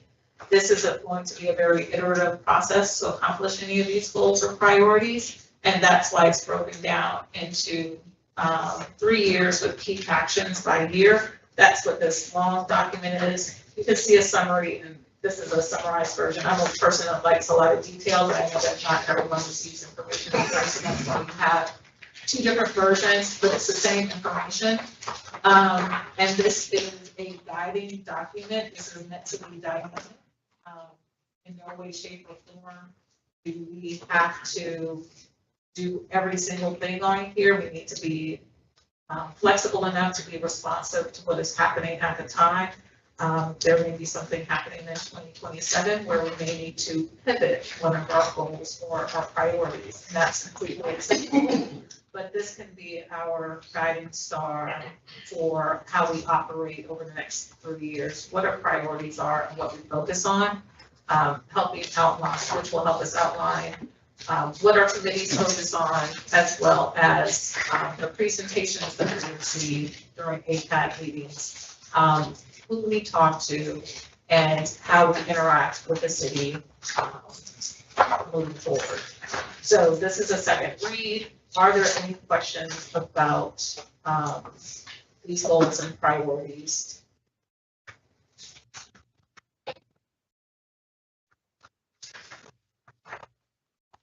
We'll have it for a while, I think since maybe April or so. We received some feedback during governance committee meetings. I haven't received any feedback from any other members since April, so.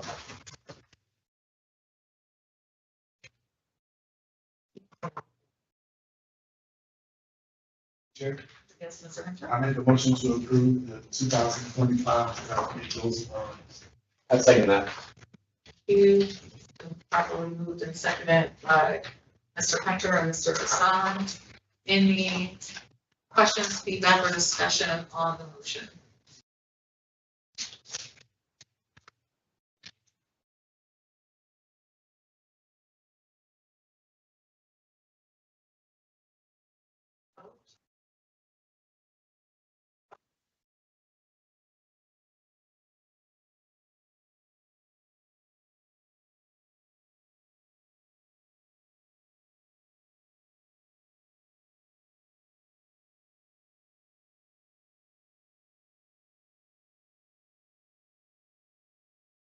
Times? Yes. Ms. Flywise? Yes. Ms. Deweese? Mr. Kessler? Yes. Ms. Behringer? Yes. Ms. Harding? Yes. Mr. Hassan? Yeah. Mr. Toomer? Yes. Mr. Thurman? Yes. Mr. Hunter? In favor. Mr. In favor, please. Ms. Lee? Yes. Ms. Leach? I apologize.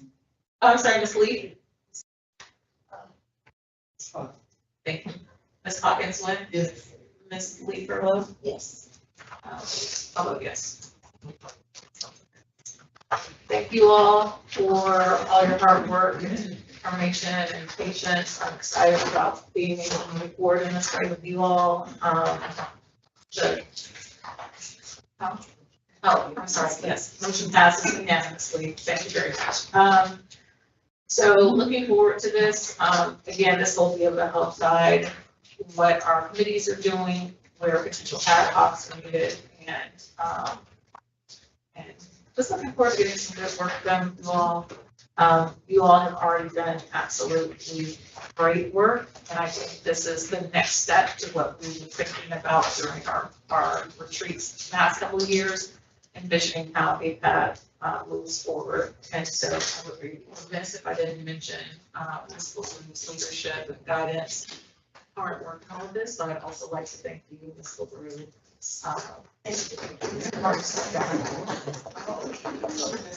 Okay, sorry, thank you. So. My numbers are off and I'm just trying to fix that. Thank you, sorry. Thank you. Thank you. Oh. All right, moving along. Again, we still have 10 vacancies for Beltline TADAC. So if you know anyone, signs, you said that she was forwarded some names. 10. Yeah, so we initially, for some reason, the municipal clerk had that we only had, what, eight appointments, but when you go to the actual Beltline website, we actually have 12. The clerk had 12, the clerk's report had 8. Okay. But the clerk did confirm Irene that. has 2 people appointed to that line. No. You have. No, we have, Yeah, 2, the answer is 2, yeah. we have 1, 2, 3, 4, 5 appointed. 3 right now are expired. 1 has indicated that they don't want to return. So we need to fill it out. And again, it's a large board. So while it's important that we fill the vacancies, this is not, it's very important, but, and also we can, again, it can be an iterative process. We can continue to provide recommendations. I'd rather us be thoughtful about it than rushing to try to fill vacancies just to fill vacancies. I think Jim Martin's due for another time Jimmy, ready for another tenure? on the Beltline. Hold on. That's a quick question. What are the list of requirements for the? I asked Nathan that, and he said that they are actually listed on the website. Okay, that's fine. You don't have to go to it. In person meeting as well. No, virtually. Virtually. No, I think I got some.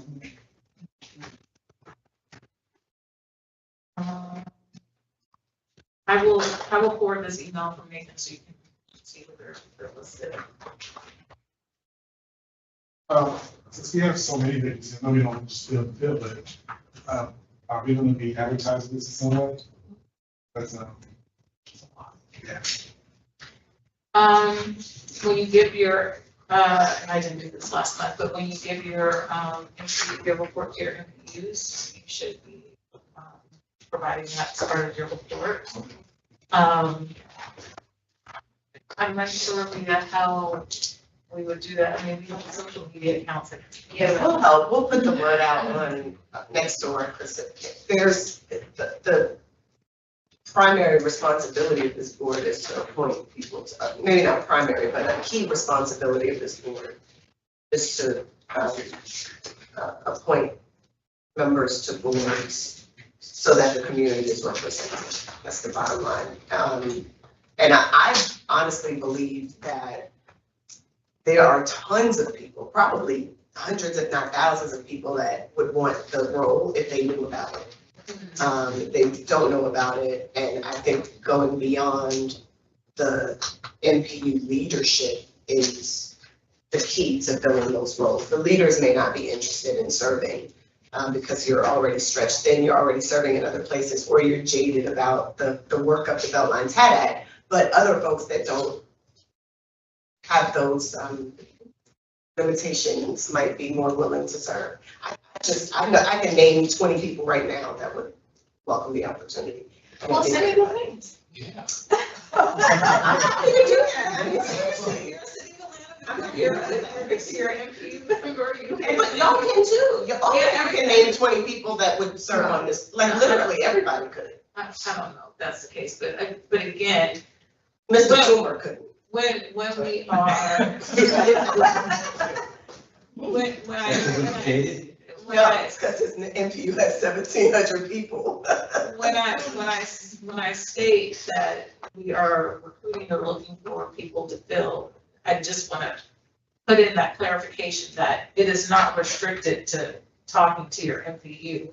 You all are community members, your City of Atlanta residents. It is looking for people that can be placed that meet the requirements. Right, that's what I was looking Yeah, at. so I'll work through those requirements and the people do not have to live near the Beltline. One of our appointees is Marie Dent, and she has been a very valuable addition to that board and giving voice to those residents that are not Beltline adjacent, but want access to the Beltline or want to know how they can get to the Beltline, use it, where the benefits are, and what community development and economic development look like a little further away as a result of the Beltline. So just keep that in mind. Ms. Lee Furlow and then Ms. Hardin. She was first. Okay, Ms. Hardin. I know for me, it would be helpful to put that on our agenda or to send me a little blurb, because all the stuff that we have to think about on a regular, I don't remember to mention potential board positions. I really don't. So for me, I'm speaking for me, it would be helpful if on the monthly agenda, there was even a little bullet MPU point. agenda, you mean? Or Yes, MPU agenda. What should we, or in our recap?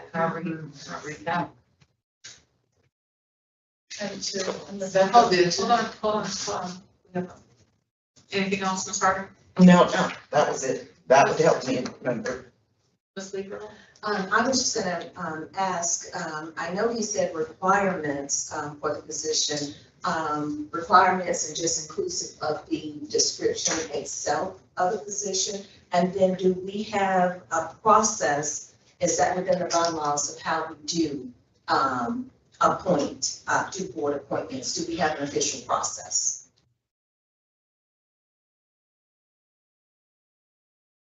So according to our bylaws, appointments are made by the president. But our process is that recommendations are brought forth, they come before the body, and the president will indicate whether or not they are recommending that person, and then that's ratified through a vote.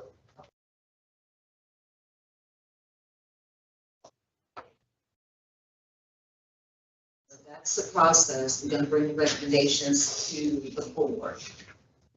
Or, Yes. is that what I understood? Okay, and then you're gonna provide us with, as you're soliciting for those that might be interested, the requirements for the description, and or of, the qualifiers.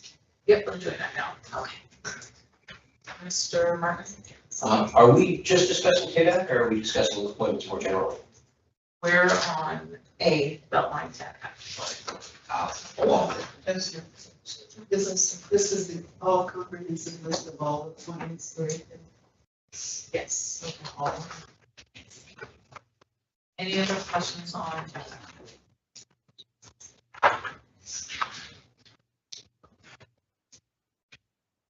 All right, moving on to ethics board. Mr. Martin, do you have a question about that? Yeah, you might be going to mention it in your introductory remarks, but, so it's shown on the map here that we have Richard Taylor as our appointee. They changed the structure of that, right? We have no appointee. We have That's, 3 people that we're looking at, and I'm trying to debate whether it's one person is ethics or one person is OIG. I thought I'd be able to get them here this month. If they're available, they'll come next month. I won't be here, so I will formally let you know if I recommend them. Well, let me take that back. If I don't recommend them, they're not gonna be before you. I'm not gonna waste your time and bring someone before you that is not a valid candidate. So, if they're before you, that means that they're considered a viable candidate, and you all will be able to have them. And then we'll make the recommendation to separately the ethics board and separately the OIG board.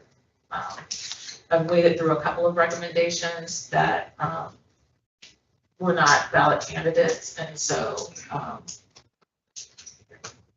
Have they been notified? the candidates, Yes. I'm in the process of talking to them. We ask all the time. I know. So, on the city's behalf, I will out loud urge APAB to prioritize appointing someone to the ethics board and the OIG board. They reach out to me every 2 weeks. I don't know if they set up an automatic email or what, but every 2 weeks, they ask me if APAB has made an appointment yet to these boards, because these boards cannot move forward. And this body expressed concern to the city about the OIG, weighed in a pretty loud way. And I mean loud in a complimentary way, not as a criticism, but you all were very active in the city's conversation around the OIG. And they have a interim OIG who has been in place since February, while the city waits for APAB to appoint someone to that board. So please prioritize appointing someone, obviously someone capable and someone who represents the community well, but please prioritize appointing someone to the ethics board and the OIG board ASAP, like yesterday. Heard loud and clear. Thank you.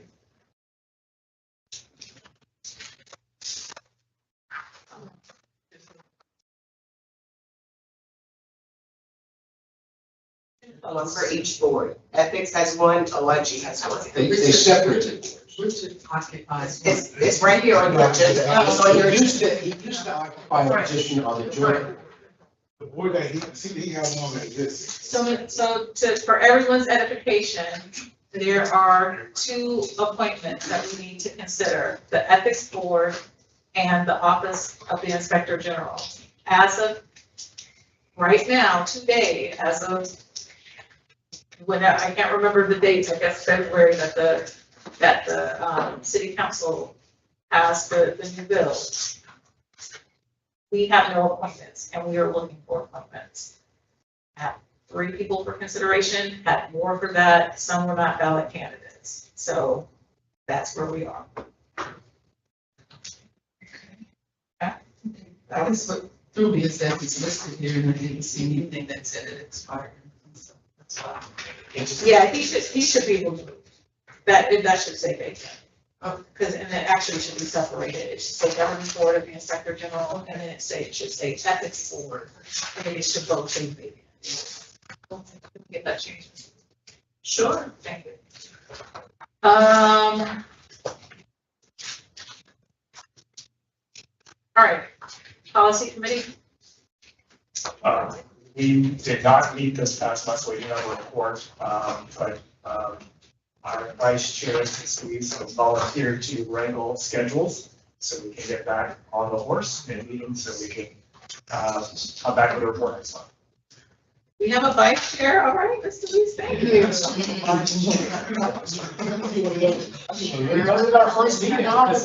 That's what you're supposed to do.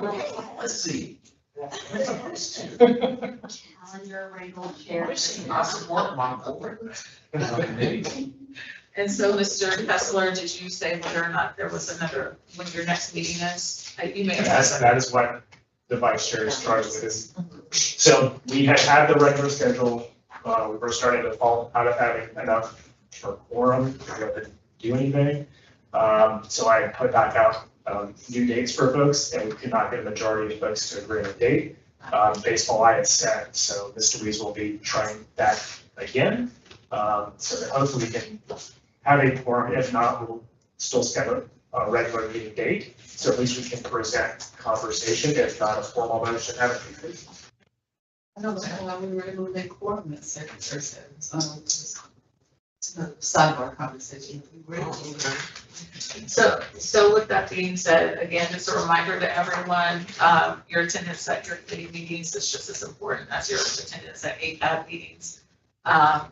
If you have issues with the schedule, please let the committee chair know. If you need to work with the chair to participate in a different way, right now the meetings are virtual. Please talk to your committee chair so that she can have input and provide feedback.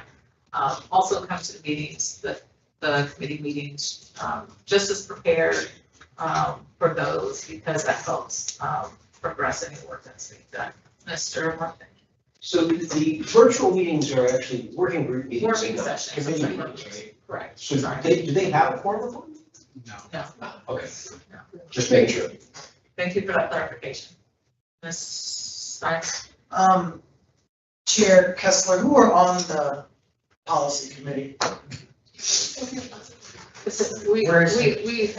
We have a list. We'll Is the list out? we'll send that. It's in the fund. It is? Yep. Any other questions for policy committee? And as a reminder, Mr. Kessler, what are your active items for policy committee? I can't see right now. So the ones that we have active, review again. I can't hear you. Can you speak up, please? We were referred the TAD resolution, or that the further discussion on whether or not we would support the previous paper related to the extension of the TAD, which we did report back on, but there was no final action on. Then we were referred the zoning conflicts with alcohol license applications. And then I believe it was last month, there was the referral related to Ms. Blywise's comments on when legislation is changed and if we wanted a policy on circling back within user feedback.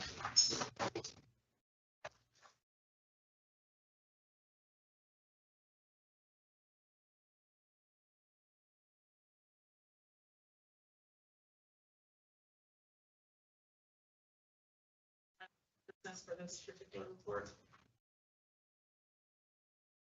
Not today.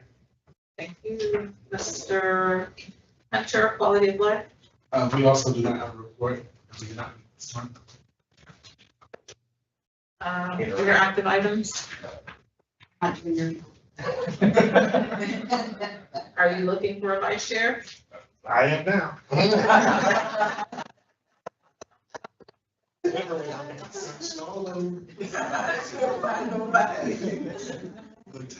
know, still couldn't find nobody.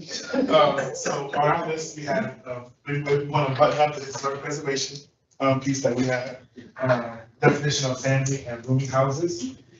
We also have some things we're working on how we can better support ACRB. And then there's some other items too. There, I don't have a point. Yeah, we do have a robust list of things that we're working through. In the next meeting, or the next working group meeting, I think we did last time, but let's get those together so that we'll add those, rolling those to the APAB agendas.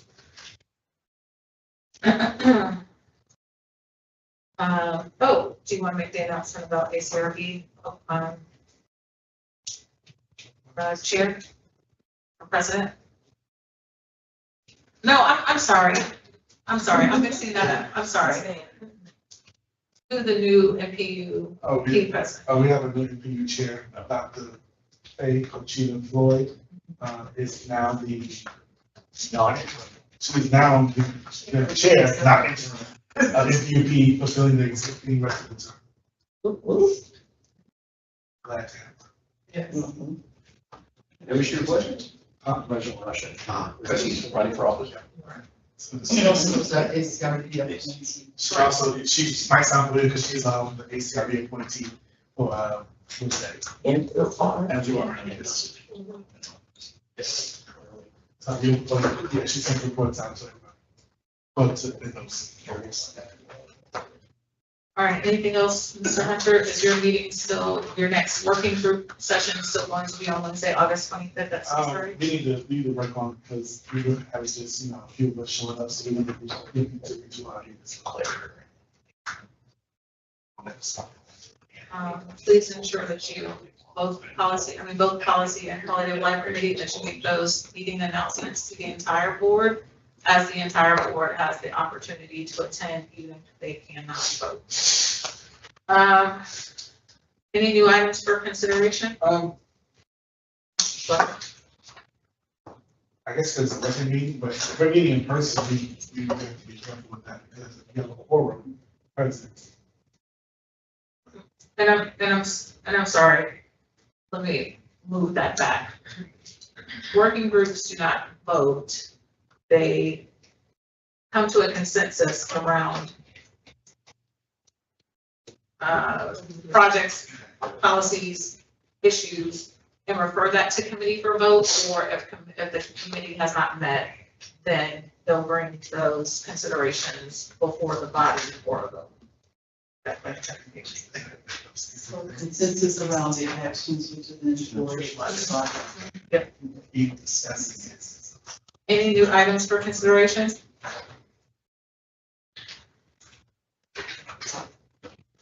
Not to add another committee, because I don't want to do that. I really don't. But I'm wondering if it would be useful to have a group focused on transportation right now. Normally that would follow under quality of life, but because quality of life is so broad and you already have a longer list of things to do, would it be prudent to have one that's focused on transportation for thinking through what's happening with the CTP, ARC? There's also a study happening regarding the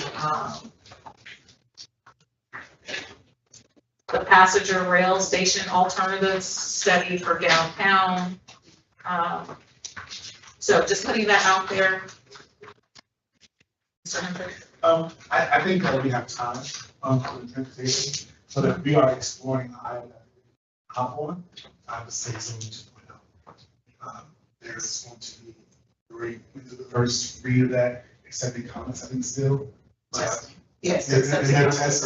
But there will be, won't there be done by the end of the year? But I know it's approaching fastly and the work is still happening, but I feel like from the energy that I've been thinking, the groups were kind of like, that's not on the radar enough for us, I think. And that's going to be a comprehensive change in how we do zoning that's going to impact all of us. Mr. Tesla? Just thinking, given the CTP presentation we had before, and obviously they're doing stakeholder engagement broadly, I didn't hear anything specifically about a dedicated advisory group or sort of geographically spread across the city. Folks that they meet with routinely, even in preparation, beyond us, right? But I don't know that all of us here would claim to be the transportation folks from our APs, and I know that many APs have transportation committees. So whether or not we might, in lieu of putting something else on an existing committee or creating our own committee, advising ATLDOT to form such a group, pulled from each of the APs, particularly since they have identified and we've identified that they have not been regularly engaging with APUs. But that could be the start of that sort of process and engagement efforts. It's more focused on that topic. Short of having create a base, and if we have to go through a lengthy process. But just charge them with doing such an effort that does pull folks in from across the city. Like it. John did mention a technical advisory committee, but he did not specify a stakeholder advisory committee. And again, their engagement plan won't be ready until the end of the year, but what we can do is support the recommendations that be placed into consideration as they're developing the plan with the consultant. Mr. Dummer? Does transportation really have enough staff to facilitate going to the various NPUs? Because I know for a fact we've requested several times to have a rep there, and we don't do that. They don't attend monthly meetings, they attend upon request. They have a form, and the form works, I know for sure, because I use it myself to get them to go to different MPUs. So if you want me to fill it out for you, I'm happy to do that. Or the MPUs can fill it out themselves, but they do attend MPU meetings upon request. Well, even our council member requested them, and we did not get them to show up. They don't show up monthly. They show up, they've been to your meeting, I've been there while they've been at your meeting. So they have. This is after 4 times requesting. You completed the form 4 times and no one showed up? There was actually email sent to them. That's not completing the form, Mr. Tiller. They have a process. No, I'm not being funny. They have a process, and they ask because they don't have the staff to attend every MPU meeting. They created a form that I've requested, and the form is very simple to complete, and they just ask people to complete the form. They respond to requests for neighborhoods and for MPUs. And I was just at a meeting on Wednesday night, the commissioner himself attended. It was a neighborhood association meeting. I'll bring it up in the next week. Yeah, you just complete the form, and if you completed the form and still didn't hear back, then let me know, because then we'll address that. That's a different problem. But if you haven't followed their process, then. But that's good to know, because I didn't know about that process. I don't know. The MPU chairs should all know, because I've sent it out myself, and ATO DOT sends it out as well. But I Don't get any ideas. They had real business, they had a very productive list of discussion items. That was a very good use of this time. Oh, yeah. Ms. Lee Furlong? I just want to get back to the point of should we form a transportation committee or not? I'm sorry, Mr. Kessler, I wasn't really sure on the point that you made about us forming. So the summary is no, ask ATO DOT, submit a recommendation that ATO DOT create a stakeholder advisory committee as part of their engagement plan. Okay, so I got that part, but I was actually just talking about being inclusive of us here, because I know originally we were saying, did we need another transportation? My ask was going to be, could we continue to have conversation in this big group as it relates to those things that are coming out of ATL DOT, as if we were, had 5 12 minutes of commitment since, and it may not be that, That's committee work, and the quality of life should be formed and working, and transportation working. Point of order. Thank you. So in response to your question, Mr. Hunter just said that the Quality of Life Committee has the capacity to address any sort of transportation related issues or concerns. That is where that discussion would happen, and then they will report back as needed, and that's when we would have a discussion based upon the report that they provide. okay, and my ask was as a member of the quality committee, if there were other people that consider joining to handle the lift. That's all, that's it. Yeah, so we have assigned, at the beginning of each. Right, I remember, I was just, but this is an extension, this is something else added, so this is just so that. Go ahead, Ms. Girl. No, I hear. Okay, so the work of this board, by this board's own decision and determination, the work of this board is done in committee. The committees are the ones that make recommendations to the board so that the board can adopt those recommendations as final recommendations to the city of Atlanta, which is your responsibility as a board. The committees also form working groups that are topical in nature to address specific topics, areas, individual problems, subgroups, sub-areas, et cetera. And those working group meetings, along with the committee meetings, but those working group meetings are open to everyone. And as a reminder, there was robust discussion in 2023 with this board about making sure that working group meetings were the forum for anyone who is interested in that topic to attend. So you have to notice those meetings, at least among the board members, so that, to Ms. Lee Furlow's point, anyone who is, if Quality of Life were to form a transportation working group, anybody who is interested in informing the discussion held at that working group will be aware that that discussion is happening and able to participate in that discussion as a non-voting member of a working group that doesn't vote anyway, and then the committee votes and makes the recommendations. All right, so you just heard it 3 times, twice from me today, and now again, Ms. LaRue just repeated what I said. So everybody receives information differently. We can, and if it helps, I can send it an email again so that you all have it as part of our SOP, but yeah, that's it. Moving along. Any other new items for consideration? Ms. Harden? Well, I don't know how new this might be, but, or if this was the appropriate time. MPU, well, the TAD for Campbellton, the Campbellton Road TAD, come to find out, we have 4 positions, and that TAD wasn't active for a while because the funding had ceased because of the, funding had ceased. So now the TAD is active again, and guess what? We had members sitting on the TAD board that were supposed to be advising their MPUs. Those members are no longer active.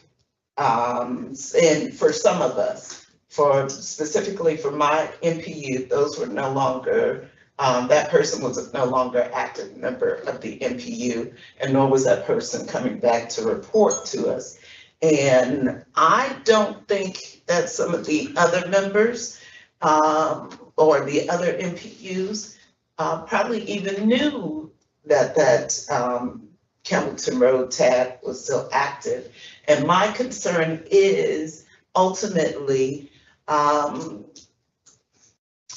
how do we get the larger group, Invest Atlanta, to communicate to the MPUs? What is their responsibility in communicating to the MPUs about you have a TAD or you have an advisory board, and are you aware of who sits on the board and who should be communicating, you know? Because I really was not aware. It was almost a oopsie.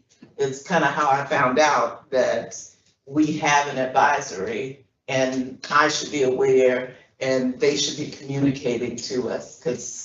And I found out because of that new mural project where they're going to build a mixed-use development that's going to be 1,000 units, apartment units. And it's like, wait a minute, nobody told me. So I'm digging and it said, oh, well, you have somebody. So I just wanted to throw that out. If that made sense. I've run into exactly the same situation with the Perry Bolton TAD. Okay. I get a phone call about once every 5 or 6 years from somebody at the city saying, you know, now, who is your appointee on the TAD advisory committee? Because we decided to spin that back up again. And, you know, it turns out that the appointee moved out of the city 5 years earlier. So nothing, the advisory committee, nobody noticed. And then, you know, suddenly there's this push to get somebody new, and then the advisory committee becomes active again, and 6 years later, we go through exactly the same cycle. But how should we request that information Or, you know, how should they be responsible for contacting the MPUs to let the MPUs know, okay, these are your advisory boards. This is who sits on your advisory board. Because some of us, like my MPU, we have yearly votes. I think the Beltline TAD is different in that they actually organize their advisory committee and have regular meetings. Whereas all the other TADs is just this group and we'll call you when we need you. And when we need you is like once every 6 years.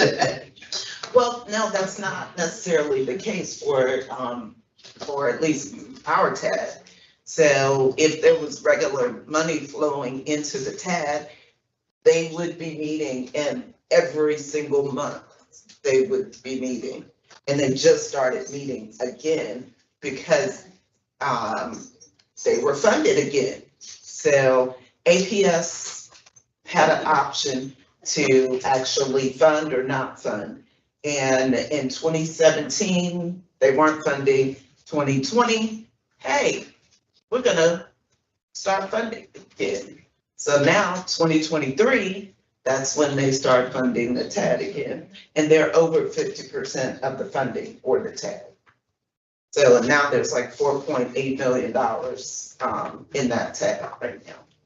So, but again, my general question is, if we're having turnover yearly or whenever you're having turnover, you know, why aren't some of these agencies understanding that they need to contact the leadership to let the leadership know, hey, you have an advisory position, and this is who sits on the advisory position. Is that still current?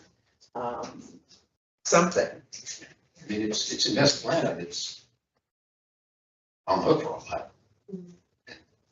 They don't do it until they Well, suddenly it's not realize they need just to buy Invest Atlanta. I'm just thinking, like you said, you had a similar problem. But with any advisory position that's supposed to be reporting back to us,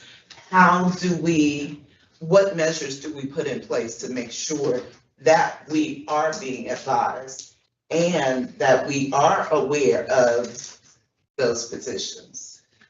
Thank you for bringing that up, Ms. Harden, and I would say, I would like to recommend this to the policy committee, to provide a recommendation, we need to think broader than just, you know, your MPU, which is just an issue, but how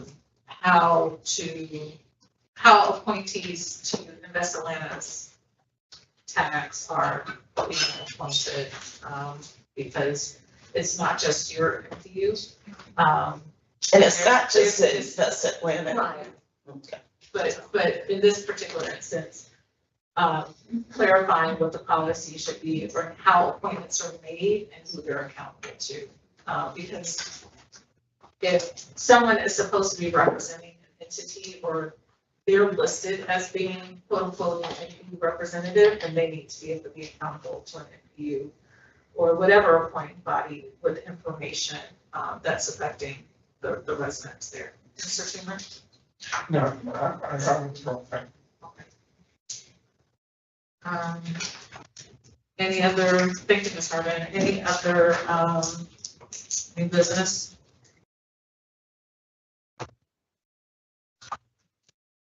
All right, we don't have any unfinished business, any announcements or upcoming meetings from the community, Mr. Martin? Yeah, I just wanted to let everybody know, in case you had missed it, that the Beltline Trail Connector, Trail to the city opened last weekend. And you can now bike out to, Southern Common Trail Connector to the city opened last weekend, and you can now bike out to the Silver Common from the city and Church. Where exactly is that connection? I picked it up at the corner of Bolton Road and Marietta Boulevard, just on this side of the river.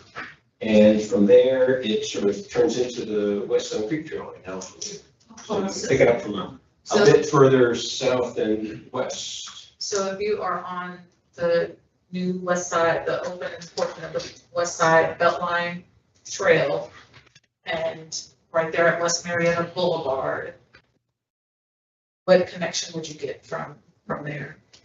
And we don't have to necessarily discuss it here, but that is a good. I would go over to Marietta Road and pick up the West Side Creek Trail, across from Milford Yard. Because Marietta Boulevard is not a road one way. Or walk on or drive on. It was like any of that. Jim, you written it already? Yes. Goes all the way up to Alabama, doesn't it? Goes to Edison, Alabama. I've only ever ridden it as far as the Alabama state line. And it's secure. In what sense? Trail. I think she is. Is it a closed trail? Is it open next to cars where you could? Oh, I mean, there's some at-grade crossings. So, you have to pay a little bit of attention to traffic, but it's almost all dedicated trail sidewalk. Yes, that's not good.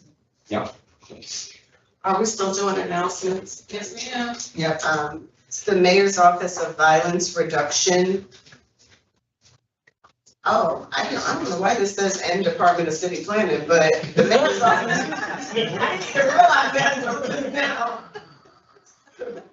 I just promised to get the word out. I did not, no, the Mayor's Office of Violence Reduction and the Department of City Planning is hosting a community violence prevention training, and this is specifically for public safety chairs of neighborhoods or of NPUs, but it really is for any neighborhood leadership that is interested in learning how to prevent violence in their communities. They have a ton of really good partners that are connecting to host this training. It's sponsored by the Annie E. Casey Foundation, and it will be held on Saturday, the 23rd, from 10 to 1 at the MLK Rec Center on Hilliard Street. What's next week? That's next Saturday, the 23rd, at the MLK Rec Center. Also, there's our, yes, from 10 to 1. And I plan to have staff send the reminder out, so I'll send it to APAB as well. I think the original save the date went to NPU chairs and neighborhood presidents, but we'll add an APAB to that. Mechanicsville, I haven't updated y'all on this in a while, or really on many of our initiatives in a while, but the Block Party trailer program is piloted this year. And we are piloting in 4 neighborhoods, I believe. The first one is this coming Saturday, a week from today, in Mechanicsville. So if you live in or near Mechanicsville, hope that you'll drop by and enjoy fun and music and food and fellowship with neighbors, etc. And last announcement, my deputy commissioner, Janity Sitafall, announced her resignation on one day this week, Monday, Tuesday, or something like that this week. And we'll be leaving September 3rd. Her last day is September 3rd. And so I thought I would share that with y'all, because those of you that are chairs at least have met Janity tons of times at our Chairs Appreciation Dinner. She has been extraordinarily supportive. I get a lot of credit for the work that we do with the NPUs and neighborhoods, but the reality is that without executive level support, that none of this work could be done. Janity has been extremely supportive of just about anything I've ever wanted to do with NPUs and neighborhoods. So very sad to see her go. But appreciative of all the work that she's put in and her dedication, so that's your go, and also good for her, on her for this next phase in life. Mr. Kessler? Hold on real quick, for the block party date and time? Saturday the 23rd. Saturday the 23rd, 11 to 3. Oh, I could have just asked you, Caitlin. 11 to 3. We're On Garibaldi Street. Garibaldi Street between Bass and, RDA, right? yes. Pittsburgh. No, Mechanicsville. That's street runs through. Moving along, there's some mechanics bill, No, Mr. but I got Kessler. involved in Um, this. Ms. Liberty mentioned earlier, the Center for Civic Innovation, or CCI's NPU initiative reboot, as she calls it.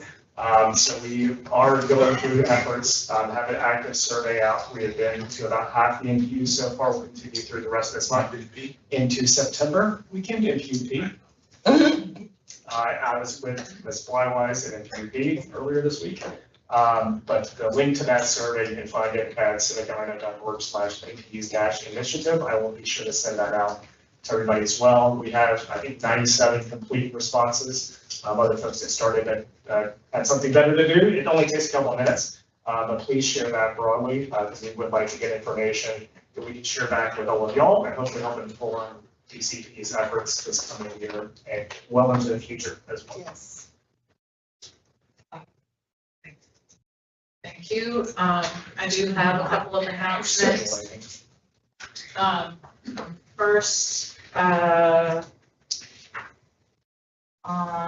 the Community Food Bank is opening a new center on Martin Luther King Jr. Drive at 3500 Martin Luther King Drive on Monday, August 25th at 10:30 a.m. So if anyone is interested in attending, you can go to the Atlanta Community Food Bank's website to register for that. And then secondly, Norieli Garcia, Executive Director of the Showcase Atlanta, came to present to us a couple of months ago. And she mentioned that there was some projects in the works.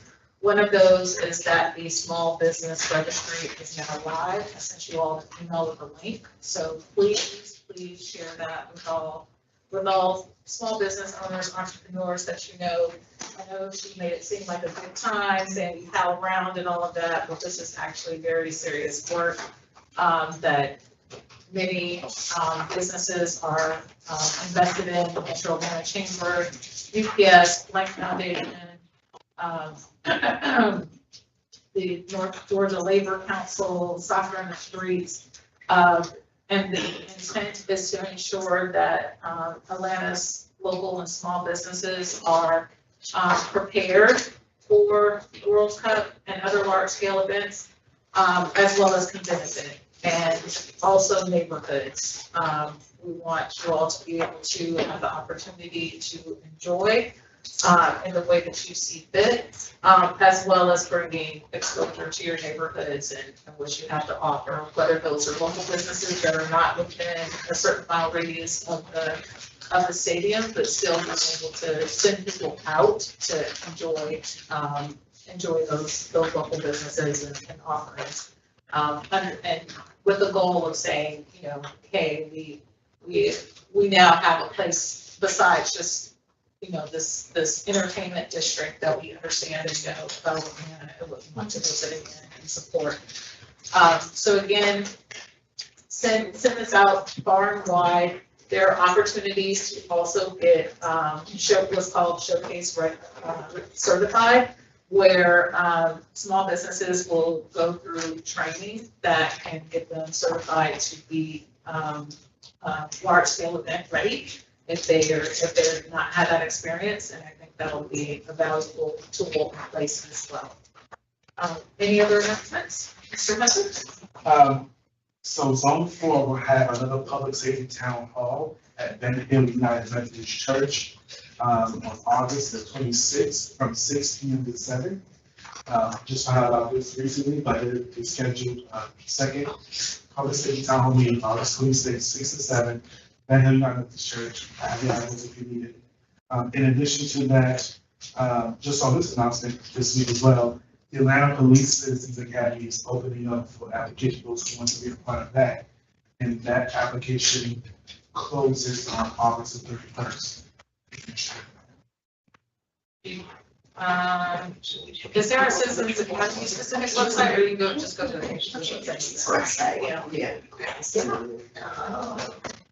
It's an 8-week course, and I think they're also meeting on Saturdays now, so also take a look. Scheduling changes, open up a lot more. Oh, I didn't realize it was that long. Oh, Yes, Tuesdays. Tuesdays, Thursdays, but now they've added 2 Saturdays. All right, any other business before the party? Happy birthday to Miss Phillips, if she's watching. Oh. Also, I learned that while NPUA may not be in the room, NPUA watches the stream. So hey, Mr. Dickerson. I don't know if he's still watching Dickinson. I don't know if he's still watching, but yeah, I had a chat with him about participating here. And before we go, you have something for you, Ms. LaRue? Something for me? Yeah. Oh my God. Thank you. And there are pictures in the other, there are also pictures in the other rooms. What in the world is happening? And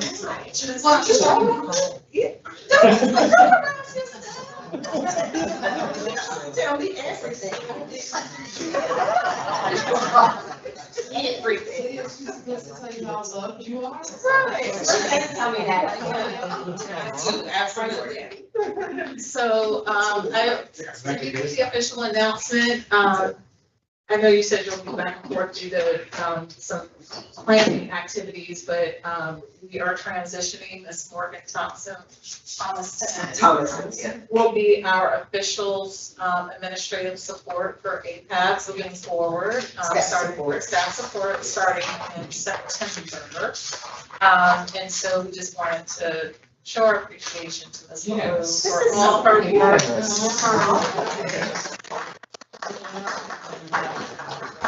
That doesn't mean that you will stop being harassed by us. You will still get emails and texts and all the other things. But knowing that we are in good hands with Morgan on that staff support and those more operational details with Leah for that, the strategy side for APAB, I think it'll be a great one to touch that will help us move forward with our strategic plan. Thank you guys. It's been great. I'm not going anywhere, but it really has been great working with you all and getting you to this point. And I trust that you'll continue putting in the work to continue moving forward and being a really productive board that informs the work that the city does. And for you, and congratulations to you on getting a Saturday back. Yes. Or does she? Right, that part. Is there a motion to adjourn? There's a motion to adjourn. Thank you, appreciate it. It's already seconded.